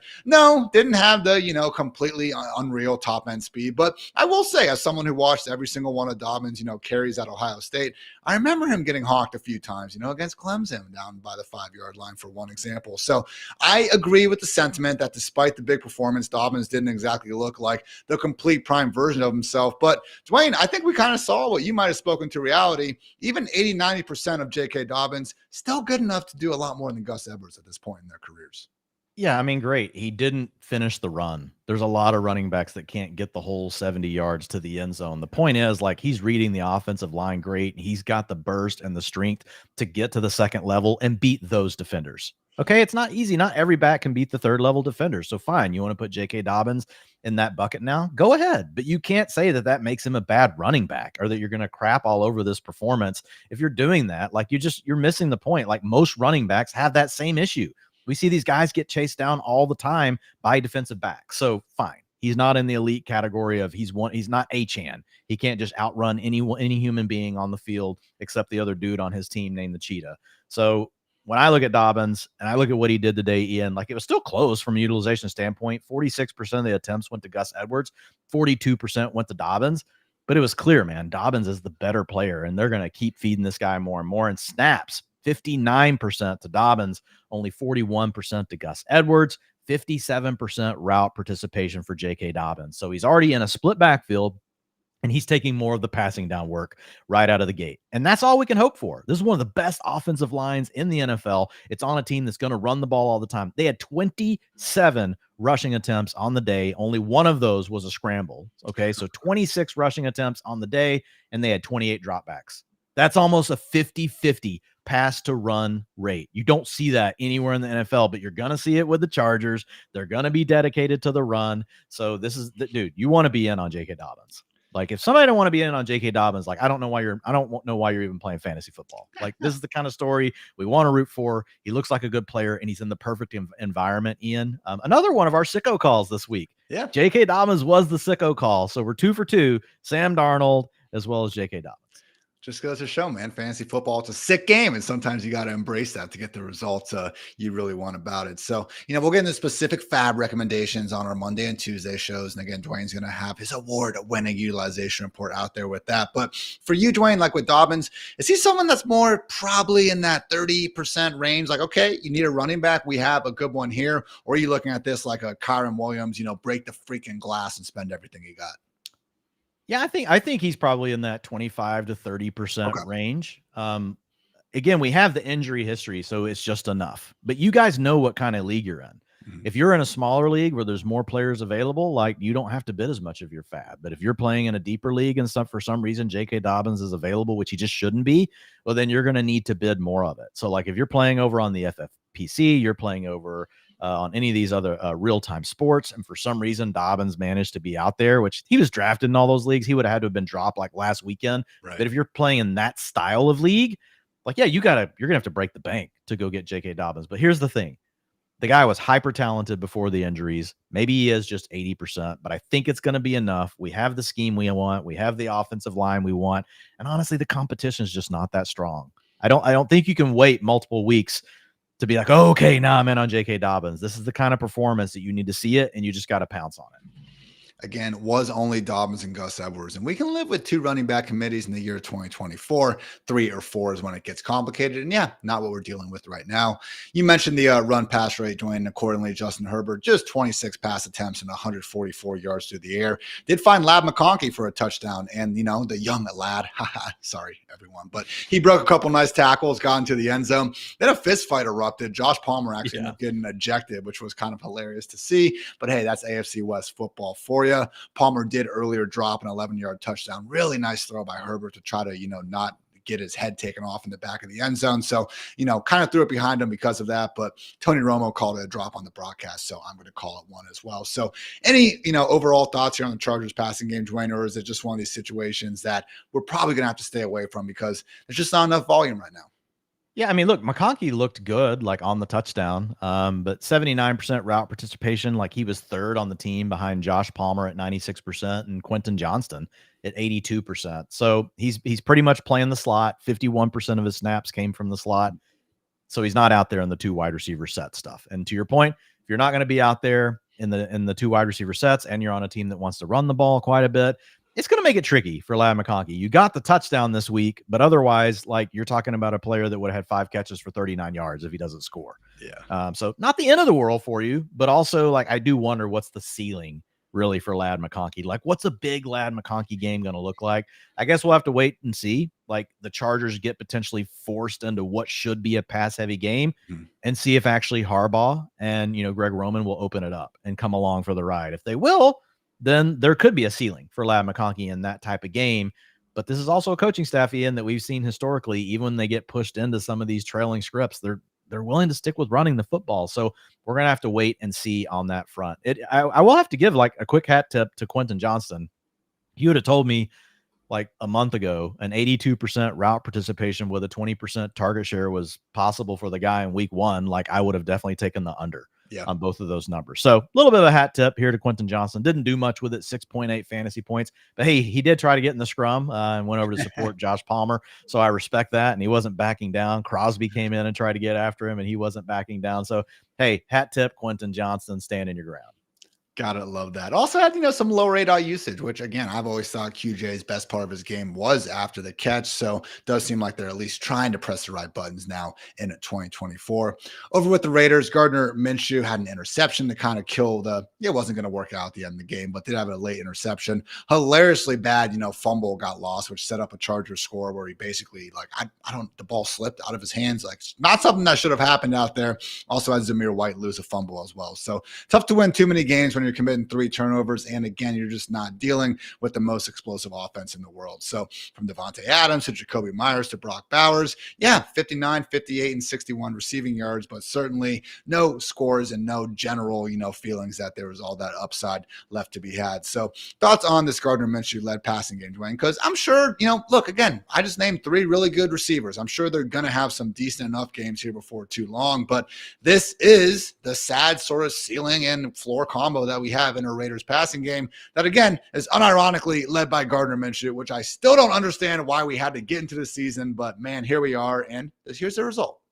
Hey, man, he threw for 257 yards. Like, you can support 2 wide receivers in fantasy land if he can do that every week. You can't support 3. That's going to be tougher, but 257, like, the league average is right in that range. It's like the 245 to 255 range for starting quarterbacks, not once we get into including backup quarterbacks and stuff in the sample. So like overall, like I'll take that as a positive.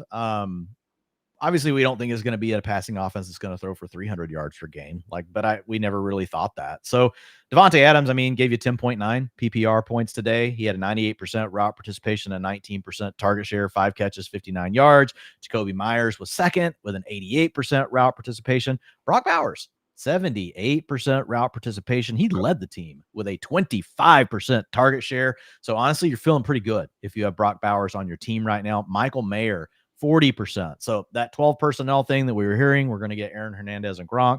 Not necessarily today. Now, this was a trailing game script. So they traded out Michael Mayer to play more Trey Tucker, who had an 83% route participation. You guys are probably all looking at me, or at least I imagine you looking at me right now and thinking, the Raiders are just going to be in all trailing game scripts. You might be right. So maybe we won't see much Michael Mayer. I don't know for sure, but it was Trey Tucker today. So I think Devontae Adams, I think Gardner Minshew is good enough, Ian, that he can still give us some low-end wide receiver 1 performances. I know you and I were pretty much fading him all year, grading him more as a low-end wide receiver 2.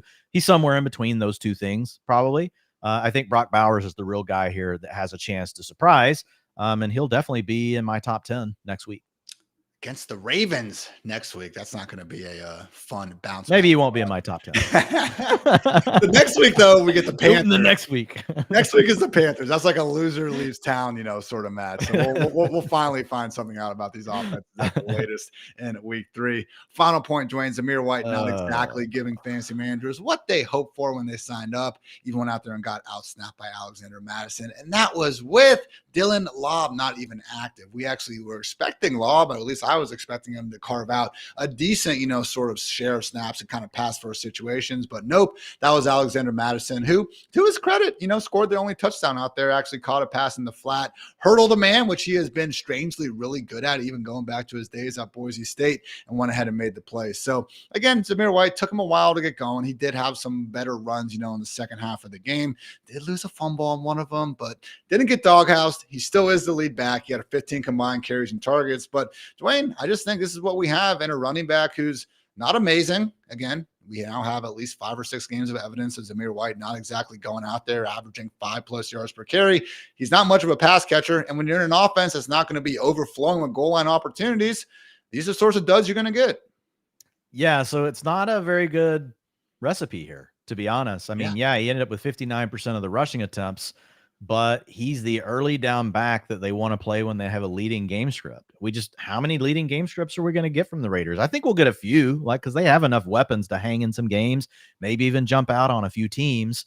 You've talked about how their defense is a little bit underrated. So they're probably going to have a few games where it's going to work out for Zamir White, but is it going to be the regular game script that we can really expect on a weekly basis? I don't think we can say that right now. And that's what happened here. They got behind. They had to turn to Alexander Mattison, who had 59% of the snaps versus only 39% for Zamir White, because passing down back was Mattison. He had 60% route participation, only 25% for Zamir White. So we have a game script dependent, touchdown dependent running back on a team that might not give us the scripts or the opportunities to score. So Zamir White's going to get another downgrade in the utilization report this week. I think he moves into low end, mid-range running back 3 territory. I hadn't even made up my mind yet. I don't want anything to do with Zamir White. I just really want to stay away from him. The other thing I'm going to say here is this is actually good long-term this season for Lobby. Because like you and I both know, Alexander Madison's not a passing down back. Like at some point, like, are the Raiders just going to be like, let's just let Lobby get out here and let's let him do his thing. So if you're in a skank league, you know, you need somebody that you got to pick up off the wire. Like Lobby is a name that I don't know, Ian. I know it sounds weird to say like a 7th round draft pick could suddenly be a thing, but if there's a team where it could happen and there's a skill set, like a guy like Lobby that was so good as a receiver in college, I could see it being on this team. Why do we want to force a passing down role to Alexander Mattison? And I get it. He did have the touchdown, like give him credit for that. But like we know Lobby's the better receiving back. Certainly got the dance moves. That dude was tearing it up at Raiders practice last week. Fun to see that over there. All right, 3 more games to get to, everyone. Appreciate you guys tuning with us, as always, on the Fantasy Life show. But the Seahawks took down the Broncos 26-20. Denver did cover as 6.5-point dogs, and these two squads managed to get the over at 42.5 points. So Kenneth Walker, 20 carries, 103 yards, and 1 touchdown because, unfortunately, his second touchdown got nullified on a holding penalty. So still a very good game. That said, he did suffer an abdomen injury seemingly in the later portions of the third quarter. So after the game, he said he's good. It didn't sound like the Seahawks were overly concerned with it, but man, Dwain, this is a problem that, you know, we have seen Kenneth Walker kind of have to deal with before. I don't know if it's just how violent he runs or what's going on, but I'm pulling up his injury history right now. And yeah, sports hernia in 2022. He's had some ankle and hamstring stuff going on. Last year in November, he had an abdomen injury and a groin pull in July before that. So again, it's not like he's gone out there and had these season-ending injuries. I do expect him to be back from this before too long, but not ideal, Dwain. And accordingly, maybe a chance for Zach Charbonnet to really give fantasy managers a couple viable weeks. Yeah, not good at all, man. And he was looking so good. And, you know, the whole idea of just feeding this man, like they were doing it 67% of the snaps versus 33% for Charbonnet, 67% of the rushing attempts versus 27% for Charbonnet. You already mentioned how good the dude looked on those carries, averaging 5.2 yards per carry, 103 rushing yards with a rushing touchdown. Charbonnet didn't look as good, you know, on his carries, had 8 carries for 12 yards. But to your point, if Kenneth Walker does miss time, I think Charbonnet and an offense that, you know, we're not loving right now, but like it showed a little bit of signs. They're still implementing their new scheme. They're still trying to make their strides and get things set up for the rest of the season. So I don't think we can go crazy being in on this offense right now. It's probably, you know, just going to be mediocre for a bit, but it's not terrible. And I think it definitely has upside to get better. So Charbonnet, if we add Kenneth Walker out next week, like you're probably looking at low end running back 2, maybe mid-range running back 2 with a chance to like change our minds and move him up even further if the offense takes a step forward and he looks a little bit better than what we saw in this last game. But I am pretty worried about the abdomen thing for Kenneth Walker because he's had these sort of injuries so many times, and it has typically been something that either limited his ability, even if he's tried to play through it, or caused him to miss a little bit of time. It was just Kenneth and Zach Charbonnet out there. Laviska Shenault got some touches if you consider him a running back. Yeah, in these days. But yeah, man, I know Kenny McIntosh was freaking awesome in the preseason, so maybe he could get a little bit of run. But we saw, you know, again, basically last year in the 2 games that Walker missed, Charbonnet getting that feature 3-down role. And to his credit, even though he didn't look good rushing the ball, he did haul in a nice, you know, 30-yard touchdown on a wheel route that, you know, isn't always a given when you do ask running backs to catch passes downfield like that. So Charbonnet, always were drafting him knowing that he had this high-end handcuff upside should something happen to Walker. Looks like he will have a chance to seize that moment. And the passing game, Dwain, wasn't the easiest, you know, for this offense. My God, get the ball out of your own end zone. 2 2 safeties in one game. It's like, can we call a reasonable play that's not going to have this happen again, guys? And they almost had a third when Walker was freaking bobbling a screen out there. Yep. But 39% pressure rate on Geno. It was very rare to see him in a clean pocket. And accordingly, just 171 passing yards on 25 attempts. So Tyler Lockett had the best day because, of course, he did. 6 catches, 77 yards. DK Metcalf had to spend most of the game battling with Patrick Surtain. But Dwain, sadly, didn't get the breakout performance from JSN that I think a lot of people were hoping for simply by virtue of Shane Waldron leaving town. Yeah, and we don't know if this was due to the Tyler Lockett coming into the game with the injury. You know, he was questionable all through the week, been battling an injury for like the last 3 weeks. But we did have Jackson Smith and Jigba second on the team in route participation at 89%, behind DK Metcalf at 93%. Tyler Lockett was at 71%. So we can't like get overexcited because it really could be to do with the Tyler Lockett injury. Yeah. But you mentioned it. Yep. Tyler Lockett led the team with a 28% target share, 16% to DK Metcalf. I will mention Noah Fant, 75% route participation. Ooh. He also had a 16% target share. So Fant, we were told, was going to be in that full-time role with Shane Waldron gone. We are actually seeing that. Didn't get to that 80% route participation that we love, but 75, 70%, like we can still get low-end tight end 1 performances out of players like that. With all the issues going on with tight end right now, I know some of you guys are probably looking at the waiver wire. So Noah Fant, not saying he's going to blow up or anything, but would it surprise me if he ends up being the tight end 12, on the season? So if that's the kind of thing that, gets you really going, Noah Fant could be something in fantasy land. Oh, and one more thing on Kenneth Walker, and I think I mentioned it, but it should have been a bigger point of emphasis, 67% route participation. Oh, so Charbonnet was not getting the passing down work. That was really golly, Dwayne buried the lead, you moron. Kenneth Walker getting the passing down work was the amazing part of this. It's one of those things where we've seen it so many times. We're like, oh my God, it's happening. And then this injury or whatever, throws things off. And then sometimes things never get back to being on that schedule again the whole season. So we'll hope that it does for Kenneth Walker. We'll hope that there's nothing to this injury because, man, he looks incredible. And if you give this guy an every down role, top 6 running back upside.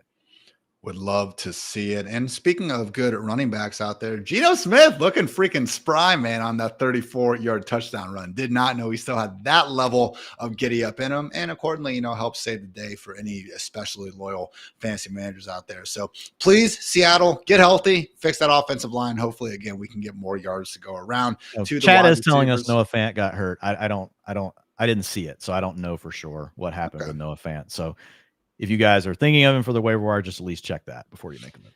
Not saying anything too crazy in the old Twitter webs as I look it up, but yeah, guys, yeah, as I'm always, too. I don't see anything. Recording this on Sunday night, so we'll get some more, tidbits like that as it goes on, as always. But on the Broncos side of the ball, Bo Nix looked horrendous. I didn't think it was maybe going to be possible for a rookie quarterback to have a worse performance than Caleb Williams, and then I watched Bo Nix play for 60 minutes. So had a good drive at the end, but I think when you're down 13 in the fourth quarter, those kind of drives tend to happen because the defense is just trying to, milk seconds off the clock at that point. So honestly, Dwayne, the best part was seeing, some of that rushing ability. Wound up getting 35 rushing yards and a short touchdown there at the end. So yeah, really, really ugly performance. I mean, the fact he only threw 2 interceptions felt like, a lucky gift from the football gods out there. Had a brutal one in the red zone in the very next drive. I felt like it was just an inaccurate pass. That was the only reason why it wasn't picked off again. So bad performance from Bo Nix. And accordingly, no wide receivers had even 50 receiving yards. Now, Cortland Sutton did have a team high 12 targets and he had 110 unrealized air yards. But again, just from watching it, it's a good, point that sometimes air yards are, almost caught it, just a bad throw. And sometimes there are prayer yards where it's like, are we even sure that guy was the intended target on that play? So didn't exactly have 80 Mitchell situations with Sutton, Dwayne, where I was like, oh man, just missed that wide open wide receiver. Just a bad passing game all around. So really didn't see much there. No, we weren't expecting much from there. Where we were hoping to have some level of fantasy expectations, though, was in this backfield that was initially led by Javonte Williams, but lo and behold, Dwayne, with 15 combined carries and targets, Jaleel McLaughlin ended up being the most used Broncos RB. Yeah, McLaughlin didn't do much in the box score, only 5.8 PPR points today, but he did lead the team, to your point, 40% of the rushing attempts. He was behind Javonte in the snap share. Javonte was at 52%. McLaughlin was at 35%. Kind of a trend we saw last year when McLaughlin's on the field, they're getting in the ball. It's almost like a tell. Last year, it was like every time he was on the field, he's getting the ball. Obviously not quite at that rate today, but they want to get him the football, Ian. So I do think that this will be a split backfield. You got Javonte again leading the way in snaps. He had 32% of the rushing attempts. So right there with McLaughlin, this was also a trailing game script. So they were forced to be more in a pass mode. We talked about this in the preseason. In that final game for Bo Nix, they really came out just throwing the ball almost like they were in a 2-minute offense, and it was all Jaleel McLaughlin. It wasn't Javonte Williams getting as much as the work. And that's kind of the game script we saw play out today. Audric Estime was a little bit involved as well. He had 8% of the rushing attempts, but only 4% of the snaps. So mostly it's the Javonte Williams show, but neither of them did a ton with it, Ian. 2.7 and 2.9 rushing yards per carry, respectively, between McLaughlin and Javonte Williams. Overall, just an offense that, man, it's pretty gross. And I feel like the defense just knows what they're doing. They're just sitting on it all. It's just a bunch of check down, nasty, gross looking stuff. So I just want to stay away from the Broncos offense. And I'm glad that we never got fully bought in. If there was a piece that I wanted to have, I would say that it would be Jaleel McLaughlin would be the one piece that you're hoping eventually turns into something. About to say Audric Estime actually showed some burst on a nice 13-yard run, but tried to hurdle, man, and then immediately fumbled it. And I'm checking the box score. I'm not sure he got another chance the rest of the game after that. Even if he did, it was only one. So, yeah, not exactly what you want to see out of the rookie running back. As we know, Sean Payton, certainly one familiar with, putting players in the doghouse for quite some time. So I'm with you. I did think that Jaleel could maybe be someone that be a bit higher up on our, just, hey, let's go get this guy in the waiver wire in week 2. But just didn't look good. And I think, again, moral of the story here, if you have, a closer start sit decision with a Broncos player and someone else, probably just lean towards, again, that's someone else. Buccaneers took down the Commanders 37-20. This was a high-scoring game. Smashed the over of just 42 points. Tampa Bay obviously covered as 4-point favorites. So Baker Mayfield, Dwain, awesome performance. 289 yards, 4 touchdowns, 0 INTs. Mike Evans had 61 yards and a pair of touchdowns. Chris Godwin, 83 yards and a touchdown.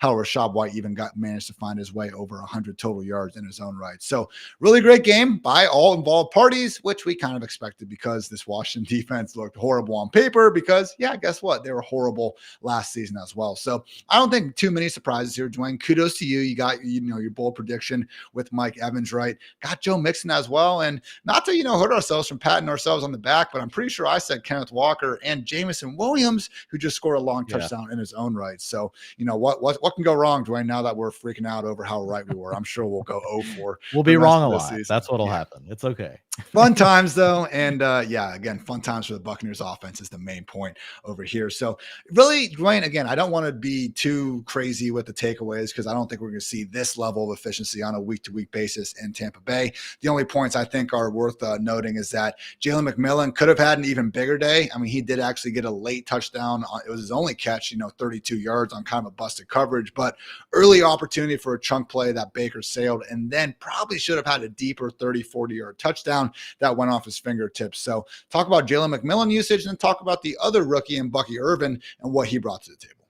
Yeah, McMillan, our other sicko call. I don't know. Does this qualify? 10.2 sicko means you're in a super gross league where, you're just trying to find something. He gave us 10.2 points. Jalen McMillan did in a PPR. He had 3 targets today, 1 reception. It was for 32 yards and a touchdown. So 88% route participation though, Ian, that was tied for the team lead. Now, some of this might have also been the way the game script was looking. So let me just click real quick on these first 3 quarters. So, yeah, over the first 3 quarters, it was still close. 86% route participation to McMillan, 83% to Mike Evans, 80% to Chris Godwin. So, really, those 3 guys. And then we had Cade Otton out there 86% of the time. So, basic takeaway here on McMillan, locked into those 3 wide receiver sets. When you get the right matchups, he's also shown that he can make those big plays. So, just a guy to remember in your deeper leagues. And then, Bucky Irving, man, 32% of the team's rushing attempts, 33% of the snaps. Obviously, Rashad White, still the lead guy, 69% and 54% in those 2 categories, snaps and rushing attempts. So he led the way, but Bucky Irving did get into the mix. He ended up with 9 carries. He had 62 yards. One of them was a really nice run, but it was really good blocking also by the Buccaneers offensive line. But to give him credit, like he quickly saw it and he took what was there for him. So Irving is a guy that I want to keep stashed on my bench. Medium, deep leagues, he should not be on the waiver wire. If you're in a smaller league, I get it. Why you're an 8-teamer and you guys are only, putting 14 players on your teams. Bucky Irving may not be on your roster, but really in every other format, Bucky Irving should be rostered, Mr. Hartitz. I think this was a really promising performance because it almost came to fruition what we were talking about, Dwayne. Rachaad White, good receiver. We've known that. And 6 catches, 75 yards out there, very patient with the screens and stuff. No, he's not McCaffrey out there, but we've known Rachaad White has that club in his bag. The rushing efficiency, though, has been missing. And while it's been missing with all the Buccaneers running backs, all of a sudden it wasn't with Bucky Irving. I mean, to go ahead and go out there and average north of 6 yards per carry while Rachaad White can barely scrape over 2. I know Bucky was getting more of his work towards the end of the game, but if we start stacking up 3-4 performances like that, things could get closer and closer in a hurry. And again, just the fact that Bucky's getting this work in the first place goes and show us that he does have that 3-down handcuff upside in an offense that is willing to leave one single running back on the field. So for me, very good data point for Rachaad White. And again, kudos to Baker in the passing game for really dicing up this entire team over here. All right, let's see. Moving on over to Washington. They called me crazy, Dwayne. A bunch of these Washington media dudes were freaking out. Oh, what's this guy doing citing preseason usage? Like, guys, it's all we had to talk about, and I wouldn't have cared if you brush it off, but you guys want to be vocal about it, so here we are. Turns out, Dwayne, it set the table. Terry McLaurin, first game with the Commanders. No, they didn't have a bunch of tools in their bag from the regular season that they were waiting for. They went out there and did the same exact freaking thing they did in the preseason, which was line him up as the offense's left outside wide receiver on 39 of his 45 snaps. He was stationary. He was not doing anything cool, and accordingly, he had 2 catches for 17 yards, getting his first reception on the token, wide receiver 1 doesn't have a target. We're going to throw him a bad screen that's going to get blown up immediately. That was his first catch of the game.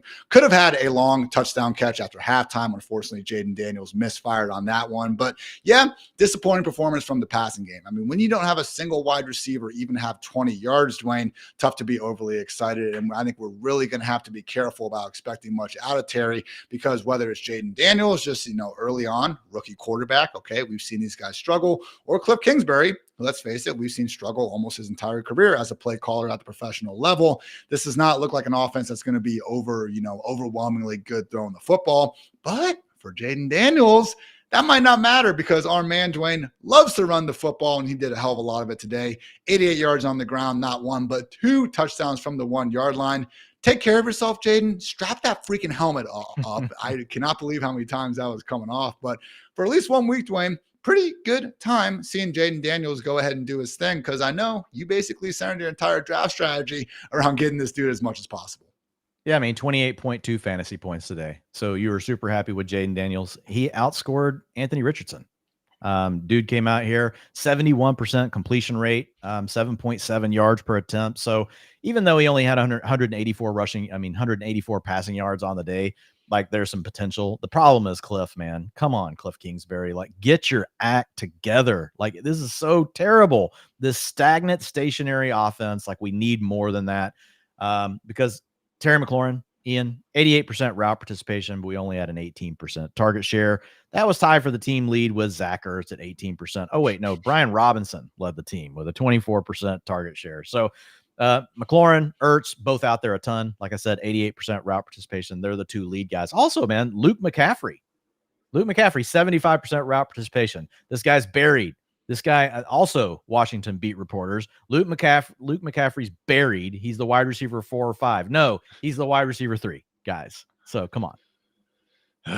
Again, we're gonna be wrong plenty, so I'll shut up about any reporters out of it. But that one annoyed me, Dwayne, because again, it was a kind of cool thing. We had the history with it, so I'll never mention it again. But yeah, for at least one day, yeah. All right. Yeah, I think that's pretty much good on this game. Let's talk some Cowboys. Dwayne, I know it was a good day in the McFarland household because the boys took down the Browns 33-17 out there, and really wasn't even that close. This one was a blowout. The fans were booing Deshaun Watson and company as early as the second quarter. So Cowboys are actually 2-point dogs going into this one.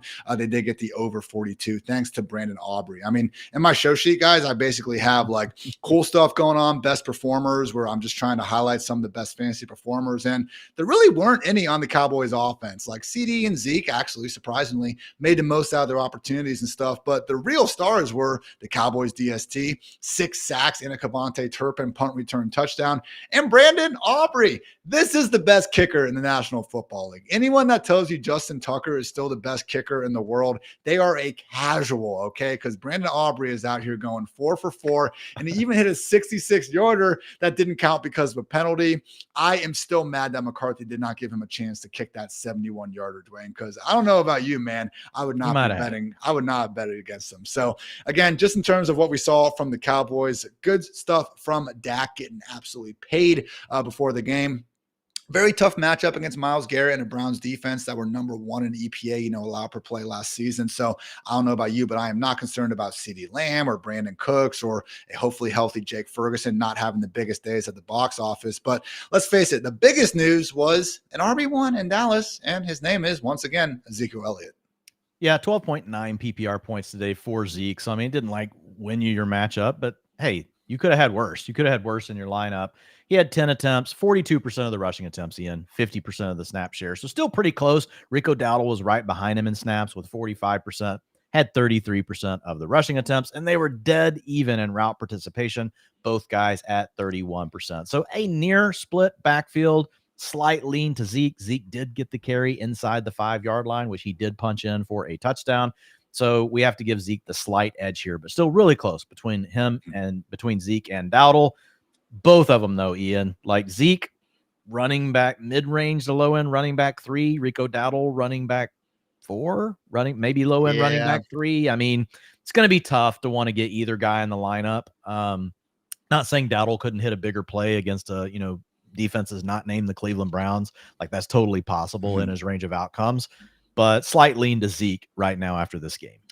They get the Saints and the Ravens these next 2 weeks. So, yeah, especially for the time being while we have those tougher matchups. Don't think you're going to be trying to force these guys into any lineups. But, yeah, again, credit to Zeke. I know he's caught in a lot of flack, on the old Twitter streets over the years. And his first touch, rocking number 15, like back in his Ohio State days, hurdled a man, Dwayne. I cannot remember the last time I saw Zeke go up right away. Yeah, right away. I bet that was for sure predetermined. But, luckily for him. I'm hurdling the first dude. Yeah. Back in Dallas, I'm wearing 15. Yeah, it worked out. It's good to see him and Dak, sharing some good friendship vibes again there. So good stuff from the Cowboys again in that high-powered victory. Did we see anything notable with the wide receivers, Dwayne? Because I know we've had the great Jalen battle of 2024 between Brooks and Tolbert. No, 80% route participation for Brandon Cooks. Jake Ferguson would have been higher. Obviously, he got dinged up at the end, 77%. But then your battle of the Jalens, Jalen Tolbert at 73%, dominating Jalen Brooks at 27%. The bad part here for Jalen Tolbert, 8% target share. The guy just hasn't shown us that he can earn any targets. So it was 35% to CeeDee Lamb. I sound like a complete hick there. 35% to CeeDee Lamb. Brandon Cooks had 23%. He was second on the team. Final note on Jake Ferguson. We mentioned it earlier in the show, but it does seem like even though he left the game with a knee injury, it does not seem to initially be overly serious. Dak said he talked to Jake and it wasn't a big problem. And also Jake was seen walking out of the locker room towards the buses with teammates, no brace, no crutches, just an ice pack being held on by gauze. So hopefully Ferguson will be healthy enough to, again, go out there and get back to doing what he does best, score fantasy points with the best of them. Over with the Cleveland Browns, Dwayne. We've given some slack to Bryce Young against the Saints, and we've these other tough matchups, and Kirk Cousins against the, Jesus, it's long. We're 2 hours into the podcast. Kirk Cousins going against the Steelers. Okay. So Deshaun Watson going against the Cowboys. I understand how everyone feels about him, but this was a brutal matchup, and he was under pressure, man, like immediately and seemingly every single drop back. Now, when he wasn't under pressure, things weren't going that much better, and I understand that has been the case for the better part of the last 3 years. But that said, Dwayne still did get 39 rushing yards out there, would have had a 36-yard touchdown pass on the box score as well if Amari Cooper had a little less butter on his fingers there at the end of regulation. So again, very far from a good performance. It was a bad performance, a horrendous performance. I am fine with that. But again, very, very, very tough matchup. They get the Jaguars and the Giants over these next 2 weeks, Dwayne. So assuming we can get Watson, not playing great, but maybe getting closer to something like a league average level of quarterback play, who do you think can benefit based on the utilization we saw today? Oh, I just want to say 395 air yards for Deshaun Watson today. Winging So, I it. mean, he was trying to air it out. Look, I mean, Amari Cooper route participation was there, 95%. Like, obviously, we know Amari can be a wide receiver too in fantasy. Was not today. 2.6 half PPR, 3.6 full. 23% target share. Was still second on the team. Jerry Jeudy led the team. Ian, 27% target share today for Mr. Jeudy. He gave you 11.5 PPR fantasy points. 87% route participation, third on the team behind Elijah Moore, who was at 89% and did absolutely jack squat with it. We had David Njoku get hurt in the game. Don't High know ankle. for sure. High It's high sprain. ankle. Oh, man. Rap sheet just So confirmed. that stinks. That really stinks. So we'll just have to kind of keep an eye on it. It was Jordan Akins in this game that came in and replaced him, but we'll see. Like, they're probably going to have some sort of weird rotation going on, but that will condense things down for Jerry Jeudy and Amari Cooper. Like that should be your top two guys in the offense. And when you have a quarterback struggling as bad as what we're seeing from Deshaun Watson, that's kind of what you need. Not that we want David Njoku to be hurt. That's not what we're saying. But if you're trying to get anything out of these receivers, you need it to be less than more. So now you could be down to just two dudes battling to get these targets. It's going to be hard though, Ian, next week. The Giants matchup, like that could be a potential bounce back game. Like the Jaguars, that feels, I don't know. It's not as tough as the Cowboys for certain, but I don't know, man. Deshaun Watson just really scares me at this point. Need to see Jedrick Wills get back as well. They're obviously stud at tackle, hopefully protecting. Yeah, they were banged up on the O-line. Yeah, not looking good out there. So final note, Dwain, Jerome Ford, 78% snap rate. That is new. Now, I mean, Deontay Foreman was expected to come in and take that Kareem Hunt role, and we didn't really get many goal line opportunities until the very end, at which point Jerome Ford did punch the ball in. I think it would have been kind of weird to take him out at that point. They're already getting killed. So I'm not necessarily saying that Jerome Ford all of a sudden has the goal line role, but this does seem to be like Deontay Foreman is not taking the full Kareem Hunt role, which, can move forward a few spots up the ranks. Yeah, I mean, I had slightly different, but 73% snap, still really high. 63% of the rushing attempts, and then a 66% route participation. So yeah, Jerome Ford that's running back one utilization, guys. So I mean, in better matchups, probably going to be better days for Jerome Ford. To your point, we can't say for sure, like if we wouldn't get Deonta Foreman coming on and potentially stealing that rushing attempt inside the 5, which Jerome Ford did punch in. But for now, I would say, yeah, I would say, look, until we get Nick Chubb back, I would probably look at Jerome Ford safely in the running back 2 conversation until something changes our mind. All right, guys, before we get out of here, Dwain, I got some bad news for you. Puka Nacua did, I believe, re-aggravate the same knee injury. He suffered a knee injury, tried to come back in, and then he left, and he has now officially been declared out. So accordingly, Cooper Kupp is out here racking up targets. He has 12 of the 32 so far, 8 catches, 64 yards. Kyron Williams seemingly taking over the backfield a bit more. Ronnie Rivers is the RB2 over Blake Corum for the time being. Pretty much business as usual from what I can gander from the Lions box score. Again, we've been talking to you guys, so I've not had a chance to watch this game just yet. Did mention the Jameson Williams 52-yard house call, but just so we can get it out there, Dwain, I mean, is it as simple with Puka Nacua out that, yeah, Cooper Kupp, jump him up the ranks, and DeMarcus Robinson too? Yeah, I mean, DeMarcus Robinson, not as much. Maybe he gets into the wide receiver 3 conversation, but obviously Cooper Kupp's on the wide receiver 1. We had him as a wide receiver 1 this weekend. We had Puka and Cooper Kupp in the wide receiver 1 range in this particular matchup. I am looking at it right now on the running back stuff through the data I have, which is probably halftime. 69% of the rushing attempts to Kyron Williams, 62% of the snaps. And then if you look at from a receiving perspective, it's Cooper Kupp has a 38% target share. so yeah, if you have Cooper Kupp, only 15.4 fantasy points, but we've still got a half a football left. So, I mean, he's on his way to a 25, 30 point game. And with that, Dwain, let's go watch the half of football we still got going on left and leave the rest of you to, go do the same. But can't say enough good things about how great it is doing these again. Dwain and I try not to go over 2 hours more times than not, but, it is week one. We're excited. A lot of good stuff. So, Dwain, anything else you want to get off your chest, and then just maybe let the people know? No, but you got some cool stuff coming out 9 a.m. tomorrow, right? Yeah. Well, we'll have the utilization report stuff will be live, and we will have a utilization score live for you guys. You can check out. It's actually already live. It's on the site. You if you Wow. want to go look at it, you can see it now. But you won't have the week 1 data for the NFL season until tomorrow.